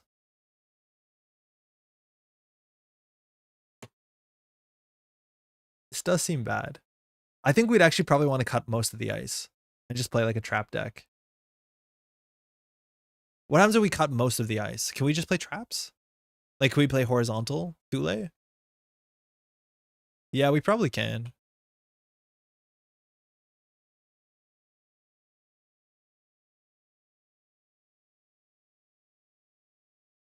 How do you play horizontal Thule again? Oppo? We might put an Oppo in. Wait a second, what am I doing? And we return to Barf? Yeah, but we have a Maze Amusements Barf, which could be better Barf. That's a Barf people are not going to see coming. How do you make money in that deck? Like, we only have this many assets and we have these many agendas. Jupe? I wonder if we can afford Jupe. We probably cannot. Ward, MCA, Oppo. MCA is nice with a Maze. A Maze and MCA don't work that well together. But this is what you put on the table. I'm not a big Warrior fan, like just in general. Milky Bear TV rating. Welcome. How's it going? Check as Barf is a different thing. Yeah, I don't want to do that. Load bearing Regolith. Yeah, that deck like can do. Poglos raid. Hey, welcome. My friend Poglos likes your content. Oh, cheers. Welcome. Poglos is a really nice folk. Welcome to the channel. Yeah, Regolith is okay. She's lying. Okay, so we still don't have a strong win condition. We just have attrition, right? Like just hard attrition. Mitosis Cerebral. No, that's not what I am going to enjoy doing. I do think this deck actually does want fewer agendas. Like we don't want to be scoring off-world offices. We want to be scoring, what's it called? The 3-1 that gives you credits. I love Pokemon. Welcome to the stream. Yakuza Grave CTM onto Chibata. PU is called Spud. Holy Seal, you're definitely in the tank here. Was CTM on a Chibata? I thought it was Pilana on a Chibata. It was another NBN ID. I don't know if it was CTM, but it was engraved on bread. Okay, hold on. Hyperloop is really good with a maze just to do spam. Do we want the powers that be? What is this bringing back? Not that much. 1 Oppo? Maybe we play Public Trail? Shibata CTM. Okay, so it is CTM. Okay, Drafter, whatever. We'll just play 3 Jaguars. We won't play actual end the runs. We'll play 1 of each. Oh, we'll do the 1 Gatekeeper, 1 Ablative, 3 Jaguar. Okay. We're getting somewhere. 17 agenda points. That seems like a good problem not to have. So we want agendas that we score are like false leads. We actually can't win with false leads. I did not mean to add that.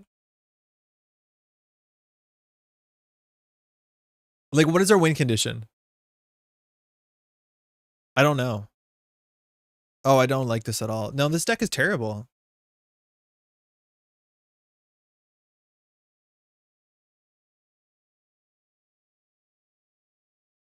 This deck seems really bad.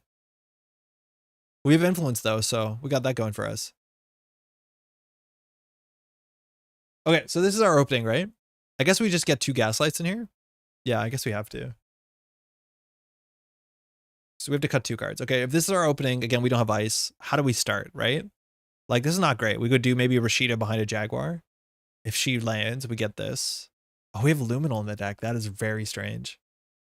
What's the dream board state for an Amaze? Amaze, Managarm, Hendrick. They run through it.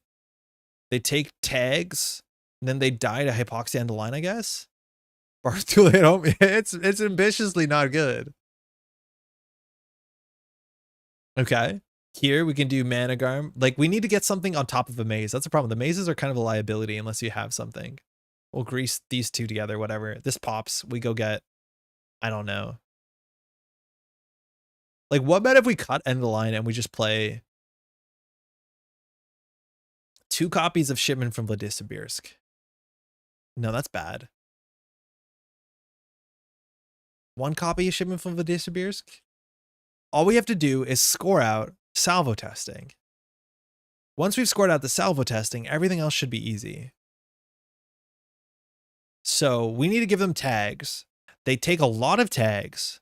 They don't clear the tags. Is a maze force connection but harder to trigger? Yeah, but it triggers regardless. You don't have to win the trace. You don't have salvo testing? No, Kato, but we could. So then we shipment the one of Shipment from the salvo testing. Crap. My brain is so cooked from the connections. This is what we're ending up with. Like, legally, we have to play this or the stream doesn't work.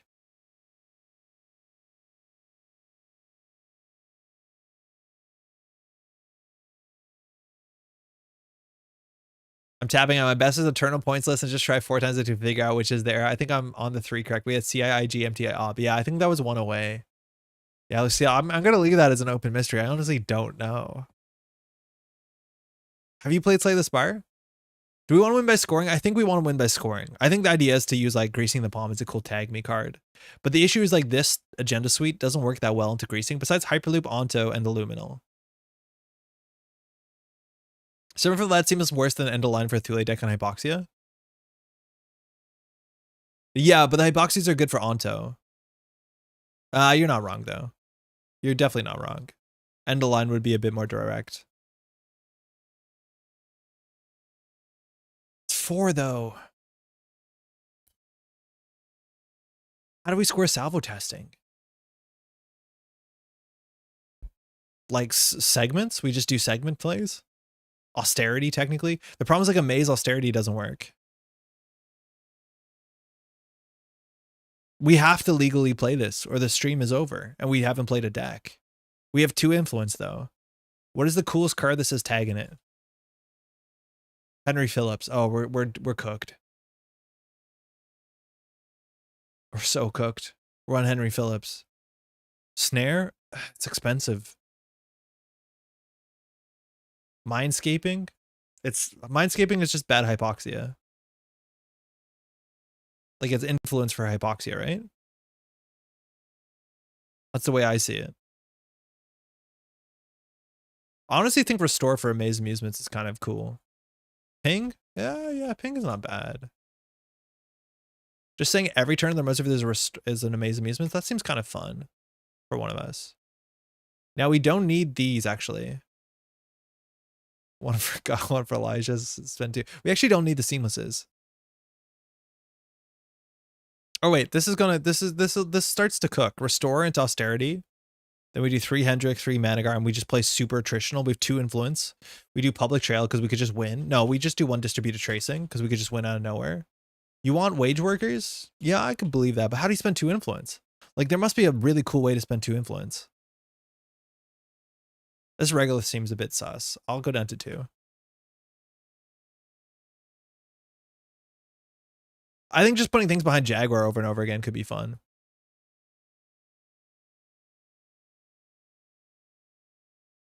Okay, I'll play Pivot. That was suggested before. Funhouse is 2 influence? Yeah, I like Funhouse better. Yeah, I like Funhouse a lot better. Pivot's not bad though. Boxy Hedge Fund Greasing, the Palm End Line, Distributed Tracing. We probably should have a Distributed Tracing. It opens win conditions. We need to cut 2 cards, like 2 Wage Workers. Can't believe we're playing this though. There's no way we're playing this. No, there's no way we're gonna let ourselves play that. Okay. Amaze Thule. Yeah, there we go. Yeah, but the thing is, like, how do we score a salvo testing if we don't have like Cerebral Overrider? How do we do it? JNet. I'm sorry, we're starting a game at 11:36. We might end up doing ASMR. Very carefully. Maze. The worst thing is that with this many cards in our deck, it's likely we'll never draw the Maze Amusements. We'll just never see it. And everyone will be like, wow, that's a bad Barf Thule deck. And you'd be like, yeah, but I tried really hard. I made a creative choice.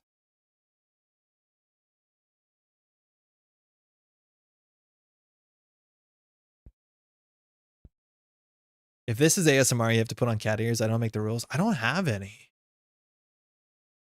We did ASMR last Thursday, and my microphone has a gate that's like, it's not made for ASMR. So half the time, my audio will cut out if I talk really quietly.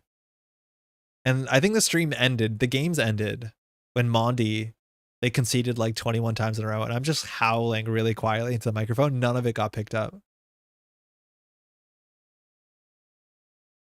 I was laughing the whole time. It was really good.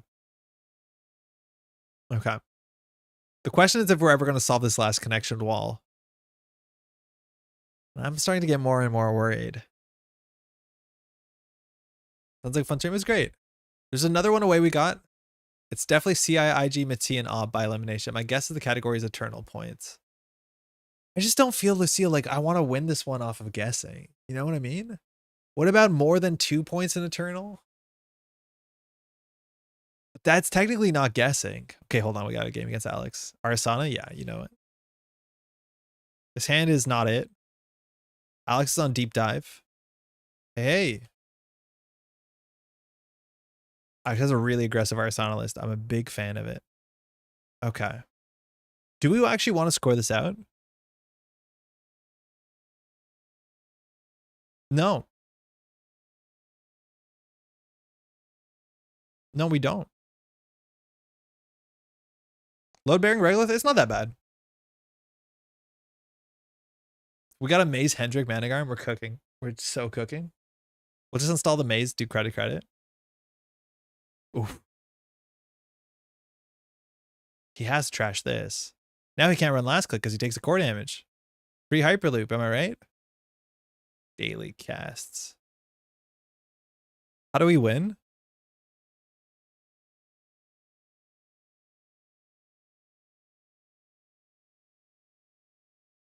Just not get trick shotted, right? There's no chance that Alex runs this remote server. Have you seen this remote server?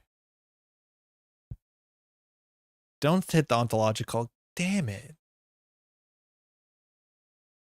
It was a good tempo trade for us.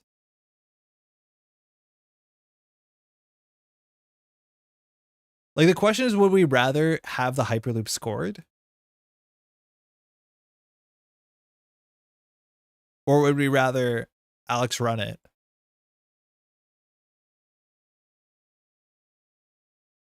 I love that it actually does nothing if you score it or not. Like just literally does nothing. Pay 3, gain 3. Like you forget you're not sports. Now we're talking.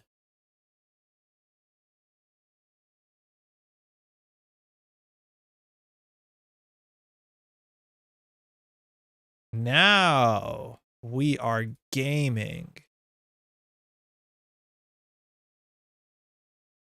You can't score it till you have an agenda to jam pre-advance it. Yes. Simulchip. 1 credit. Jaguar drops us to 4. This cost us 1 more credit than we have. Thinking about what to do. Jaguar, we need this. This costs us 3 unless the Hyperloop hits first. Okay. I think I'm just going to say no.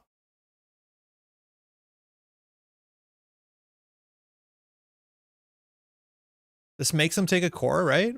Kind of. Not necessarily. If it depends the order. He hits a Hyperloop, then the Hendrick.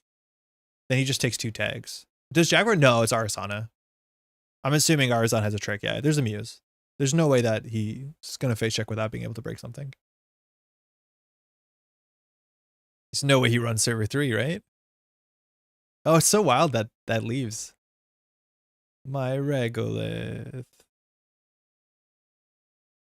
Leave my regolith alone. Oh, Muse on pre-check, cool.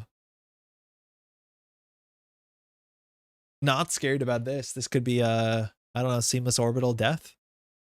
He's got cards in hand, never mind. Okay, he's on burner.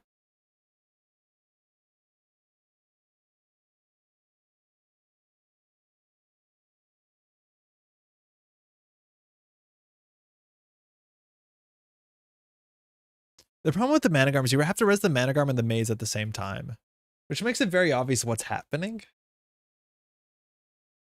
That's going to be a bad part about this. The interaction is going to be bad. Managarm on R&D, that might be actually more prudent. I don't think we need to stack the server anymore. I think we've overcompensated. I'd say pretty clearly we've overcompensated here.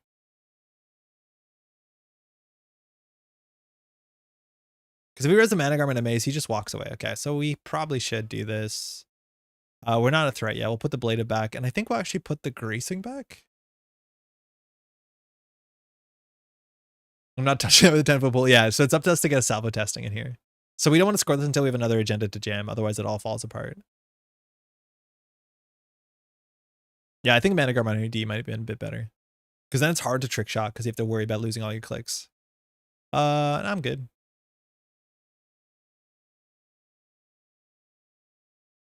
We're just going to lose a salvo like sooner than late.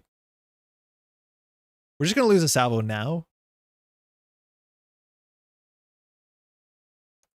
It's so bad. Oh, it's so bad. It's bad. It's bad. Oh, we're going to do a core damage. Just you wait. We actually want to jupe stat. I don't think people challenge the server.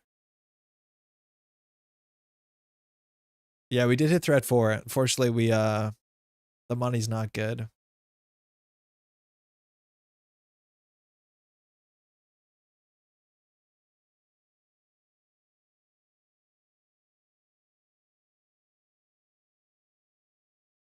Oof.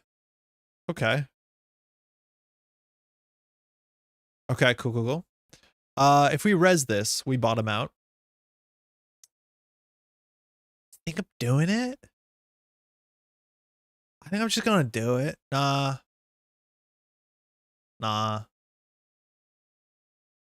Let's see the order of accesses here.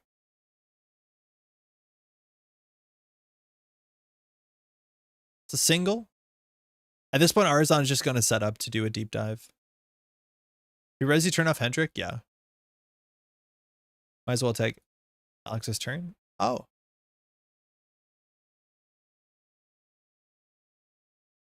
That was double Hendrik. Wow.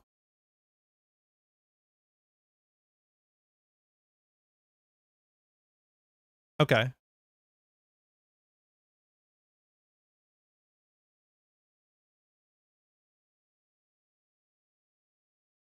I mean, maybe.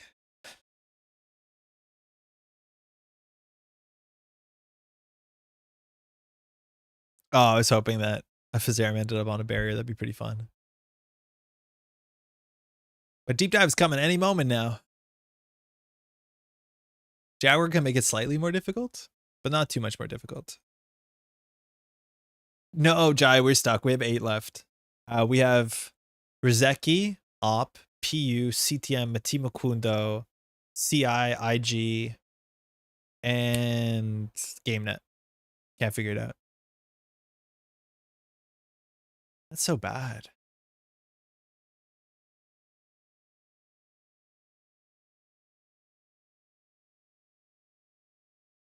Throw Hendrik into NBN deck. Yeah, I think that's another option. Hendrik is also 3 influence.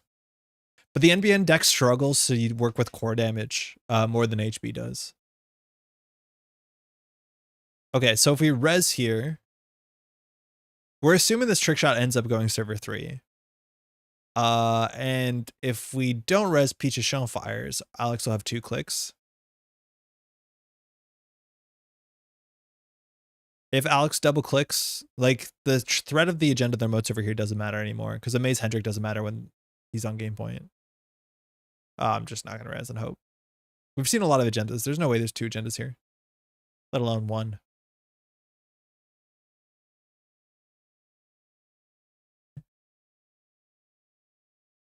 Trashing a game. Oh, an Amaze. Cool. All right. Good game. Ah, good game. Is this stream just going to be us doing trivia and then playing bad HB deck? And I mean both bad HB decks. Thanks for the game.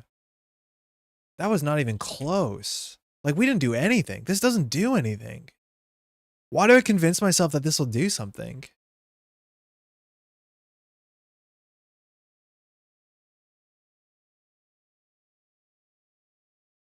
Not sure yet.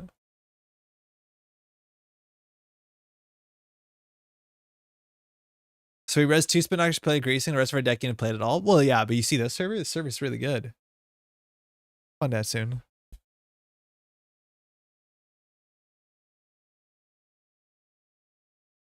Anytime I have an idea and it's like, this should be a Thule deck, I should probably not say it out loud. Okay. Not feeling good about this one. Really not feeling good about this one.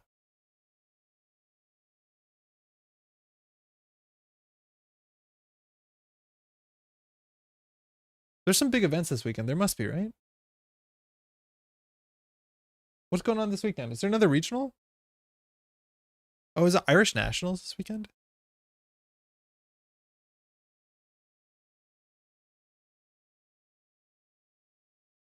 Team tournament in Seattle. Oh, super cool. I take it y'all are going, huh? There's Irish Nationals. There's a UK North Regionals in Sheffield. Oh, that seems like a big deal. Those usually are. Cool. Oh, hey. It's Ghost Meat. How's it going? You too. Ghost Meat's probably training for that. Thinking they go killing the runner if they don't run. This really doesn't do anything. I agree, Raketha. I think we need the remote server to be more frightening. And I think that's where it comes down to, like, have a salvo testing in there. I think we need a jupe stat. Like, we can build a remote server that's hard. Yeah, hey, me too. That's hard to assail, that actually does something. So we'll try that. There's a revival of Netrunner PH. We're having a local tournament. What's PH? You need to figure out Seb for the team tournament. Just need to figure out Seb. Ooh, Funhouse. I want to know what the Seb from, what's it called, was from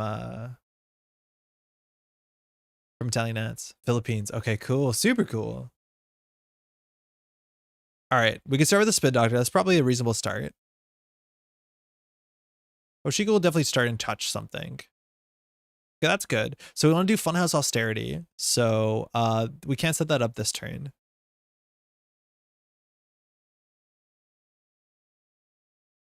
So we'll just put this in a new remote server. It's a really strange start, but of course it is. But I don't know how else we play this hand. Next turn we can do Austerity Advance. Hope there's no pinhole. Okay. I think Leech suggests it's on Ice Destruction, which means that the Funhouse is going to be pretty rough. Sebs from Italian Nats is public on Aesops. Oh shit. We'll check that out. Thanks, Koldava. That always like slows the runner down a bit. Draw to 4. I wonder why. All right. I do think we'll just greasing. We're going to need some money. And then, of course, we're playing Austerity, so you have to protect HQ. I know the whole game's an R&D, but we'll see if Ghost Meat slows down here.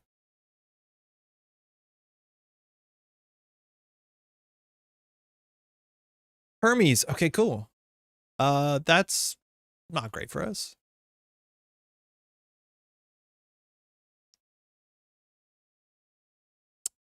I think things are really bad for us. I think we're going to lose Austerity this turn.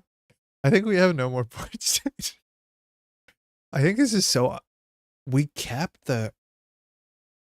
Oh, because of Thule tax. Oh, fuck.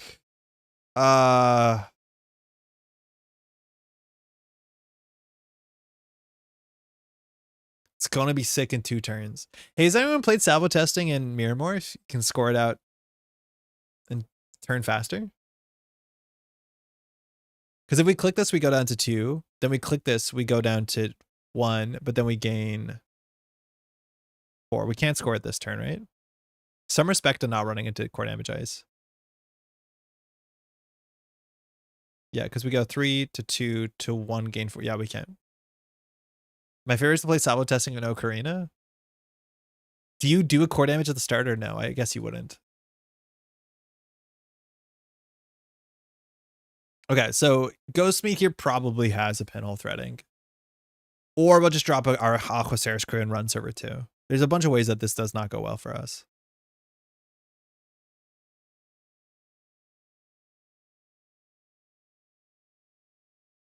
Tags so far have not been part of the conversation of this deck. And that cannot be surprising. Looks like we get a salvo testing. Holy crap.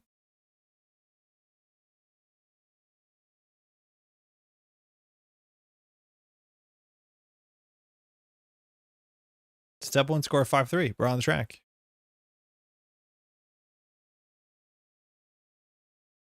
Hit a Valentina Ferreira Carvalho.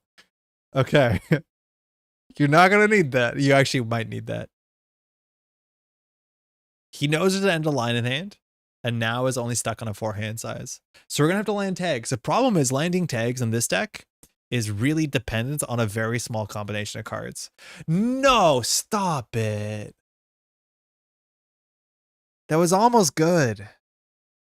Yeah, Hermes just really eats anything that's not very good, huh?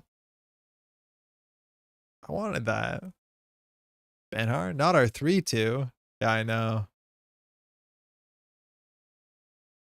Well, good thing is we're on 3-4. Man, we should have some Elev guys. We should just go play this Funhouse. When the run counters size, end the run unless they take a tag. Okay.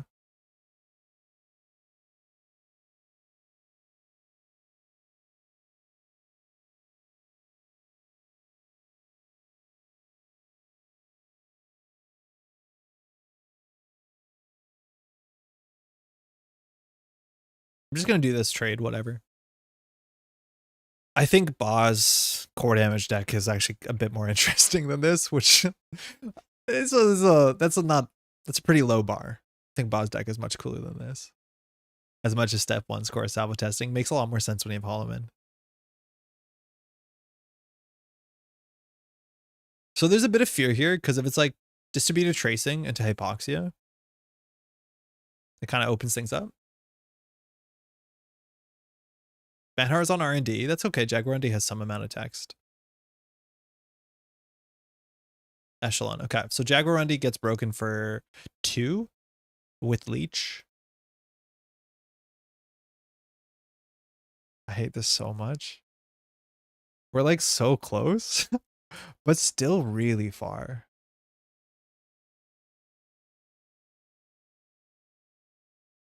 We could have put the Gatekeeper on HQ. It might have been reasonable to do that, honestly. I'm going to draw with the Spin Doctor no matter what, I think. I just hope it's a 1 in 6. One, they don't need to break both subs. They might, because they have to take a tag or lose a click. The threat text makes it matter a bit more. Okay, so this is Banhar. So if we res this, they either have to take or lose a click, which means if they hit an agenda, they lose their whole turn. I think no matter what, we're going to have to res this thing, so we might as well go out of the way and do it. Obviously, the Funhouse not going to be attacked. Yeah. So Jaguar and these threat text is actually relevant into Banhar, which is kind of cool.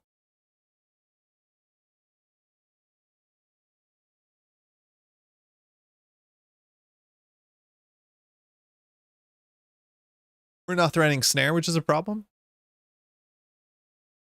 Austerity, there might be some drafter respect here, but that's why Echelon Leech is on the table. Spends a click, cool. So you can break these, or you could take the net damage. And that's the cool thing about Banhar, is like, even if you break 1, the second one's net damage. So you probably break 2. Okay, so not actually getting range offs value, which is good. We can lose to any salvo testing access. That's cool. The second will be net though. You cool with that?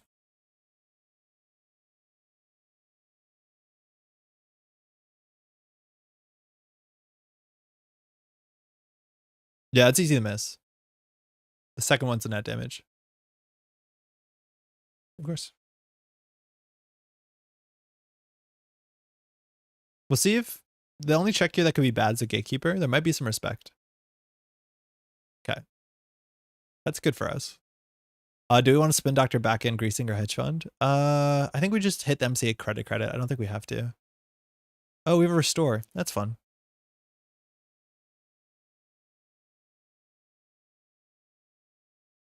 Okay. We have finance problems. But if this austerity goes across, the ontologic hits a 2-2. But the issue with 2 ontologicals in our opponent's score area is like we don't have a plan to win.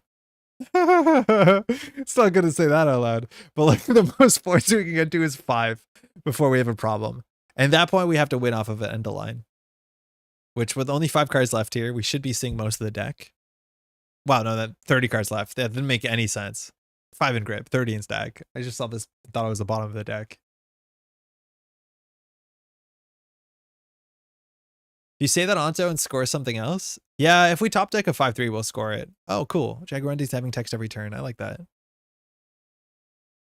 It's 1 credit, 1 click to break. That's not bad. Breaking both? You don't need to do that. I guess if you put Banner there, you do. I think goes to spending credits. He doesn't need to. Locking the deck, which is good. I think we actually score this ontological with MC Austerity and probably restore the next one.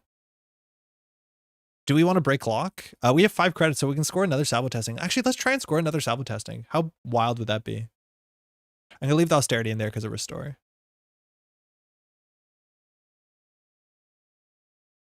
Okay, if we hit this, we go down to 2. We hit this, we go up to 5.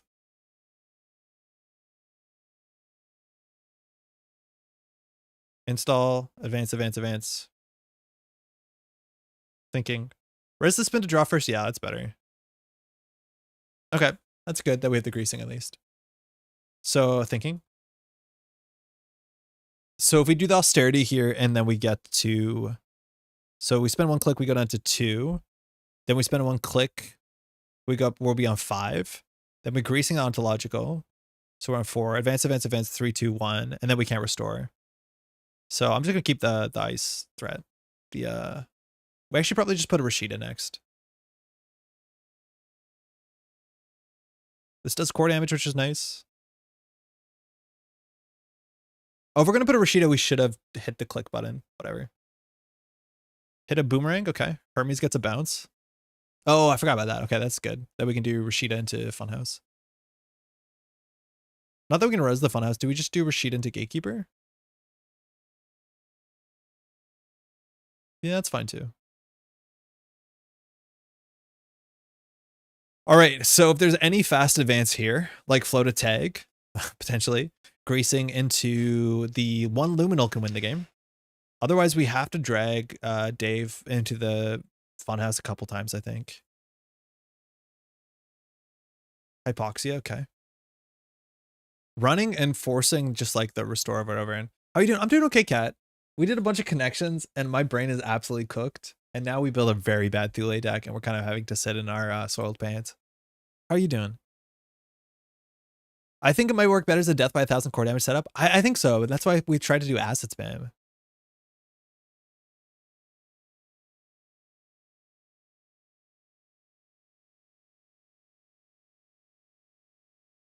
Okay, so we can res the Rashida to play around, what's it called? Hermes. But if we res the Rashida, the ice will get bounced.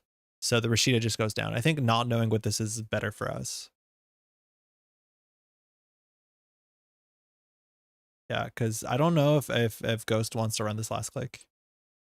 Because if it's an agenda, you take core damage, and you don't want to take another core damage here. 10 credits. Okay, playing around public trail. Distributed tracing and end of line is the real threat here, which we don't have any of those in our deck. Oh, Amazing Amusements, my beloved. Do we put this on R&D? There's still a lot of agendas in R&D. Bladed Barrier is good because it brings back an austerity. So, okay, Restore is a 2-click thing. We probably want to use more of our hand. So I think we actually do put Amazing Amusements on R&D. The problem is like Amazing Amusements will probably get trashed for a single. So maybe we have to put in their mode server and just get an agenda on top of it. Yeah, let's just set up. I don't want to like continue to ice because pretty bad into Hermes.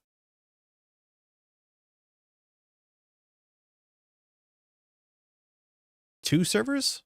Is MCA unique? It must be. Yeah, 2 servers. Restore isn't 2 clicks. Yeah, but if we want to do restore, hit the MCA, it's 2 clicks. Evening Chief Scratch, how's it going? Yeah, this is better into Banhar. I'll throw out a Hypoxia.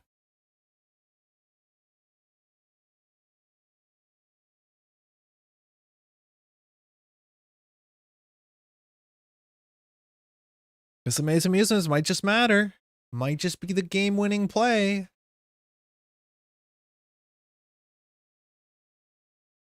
I wish we had Elevagaus. If we had Elevagaus, we would definitely just be like pinging him.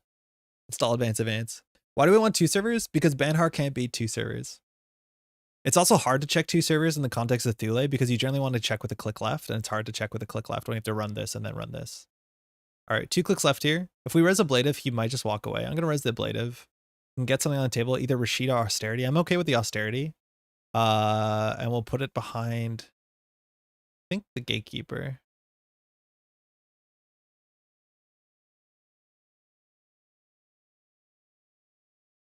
Okay, that's 1 net. Getting a Buzzsaw. Okay, that's good. Jaguar, again, threat 4 text. Pretty frustrating. Stacking Jaguars is kind of hard to deal with. Okay, imagine we had Amazing Amusements here. Now, obviously, Dave would run a bit different if we did.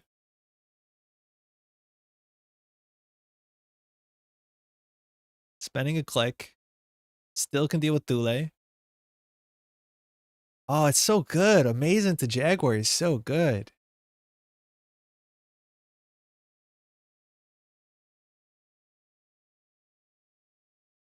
Yeah. Funhouse into Jaguar is also a fun combo. Because then both subs matter. Which, like, kind of matters.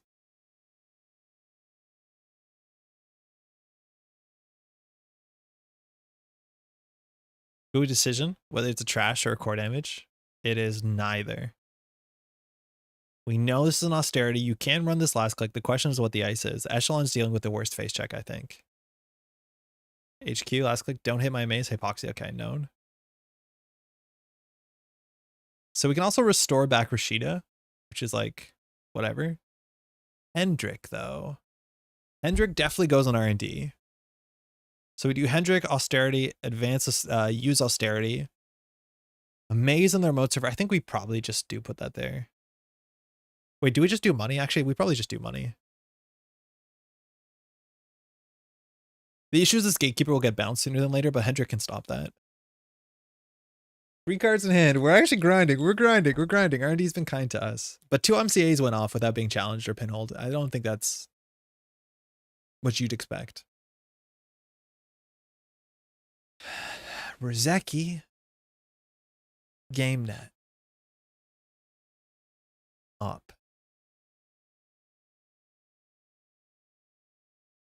We tried Misery IDs, didn't we? Yeah, I think we did. Banhar's on server 4. Okay, so that's the Austerity. Still a bit to trash. 3 to trash.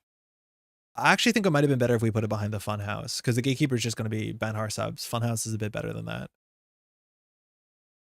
Cleaver, okay. So now R&D, you can run. All right, so if there's an agenda here, you're definitely taking a core damage. There's no way around it. We have to pre-res the Hendrik, though. Under repeating the wall options like the numbers from Lost. Eventually, it'll make sense.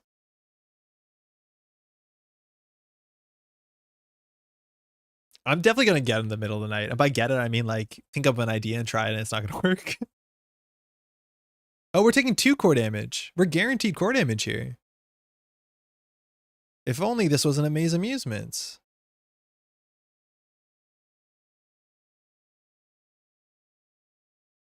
We have to res this, just so it doesn't get bounced. Wait, what happened? What happened? What happened?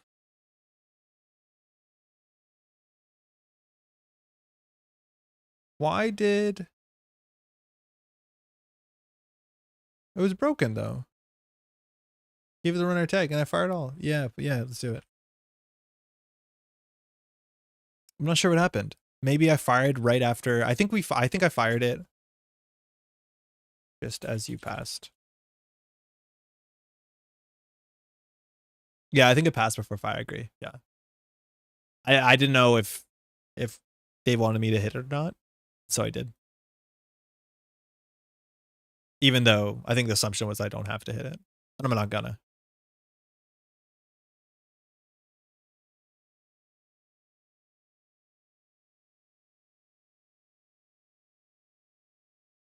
Because it doesn't matter. You like the deck? Actually, we went undefeated with it. It was sick. I was actually hoping Netrunner B was down late earlier today that I wouldn't have to play it. Fuck. Oh man, there's only 2 of those in there. I have no way of closing the game out. If we had a distributed tracing or a public trail. What a rickety pile. Tough one. I think he was in control. I don't have a good proactive way at Thule. Yeah, I think I can't close the game to Ontos in your score area. That's always the looming threat of playing a real 3-pointer. Like, Ico would have been safe there. Entirely safe. Hendrik would have done core damage. Yeah, I think running. I guess if you see Thule, you don't think it's Ico. If you chose to play one more game, would you play LED or Maze Thule? I would play a Maze Thule, but I would change some parts. Yeah. Extra game.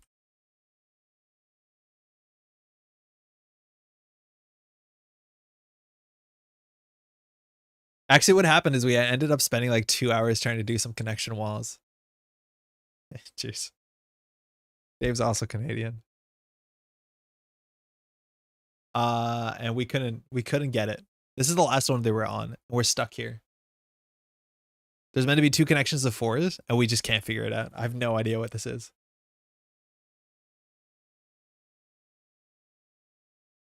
No idea. We've been stuck on this forever. There's 3 Jiteki IDs, 2 NBN IDs. We got nothing. All right. Sorry, that was a weird stream. That was a weird stream. I honestly feel super burnt out. I'm not sure what's going on. It might have been the connections, but it is what it is. Rizeki CI TPU. We tried that cat as like banned cards. That was one of the first things we tried, even before we got the first couple categories, and it didn't work out. Huge thank you to all these names here and more that help support the channel. We've been doing a lot of editing, live stream. I think this week there's been more streaming than not. I think we've been on live like Saturday, Sunday, Monday, Tuesday. Wednesday was the one day off. Then we're back on Thursday. And then we should be back up on Saturday and then also on Monday with some more NamePC Montreal footage, which is pretty exciting. Is that what we're doing? Yeah, we're doing Saturday, Monday. Thank you to all these names here and more. Again, we also have all our daily cast patrons. We have a new Degree Meal patron as well. Name has to be edited here. But thanks so much for supporting the channel and getting in some lessons at the same time, which is pretty sick. I want to give a huge thank you to AceEmpress and Tuno too for doing the connection walls and sharing them on GLC. I think we did pretty well besides this last one, which might be impossible. Honestly, maybe there's no connections. Maybe it's just like, here are 4 words I like. Who knows? I don't know if there's much to shout out. Montreal locally, we were for 1 week. I was trying to do the meetups at Silver Goblin. It looks like they're going back to Expedition because Silver Goblin cannot fit enough people, unfortunately. Which in some ways is a bummer. Expedition is a bit closer to me, which is nice. But Silver Goblin's a nice store as well. I think I'm just gonna spend 2 more minutes looking at this. I got nothing. Rizeki PU, IG, and CTM for prison decks. Yeah, I don't think CTM is a prison. PT, CU, CTM, IG. I think GameNet's a prison deck. Rizeki being a prison is really funny. Just getting worse and worse. I think we've actually called those, so it didn't go up the counter.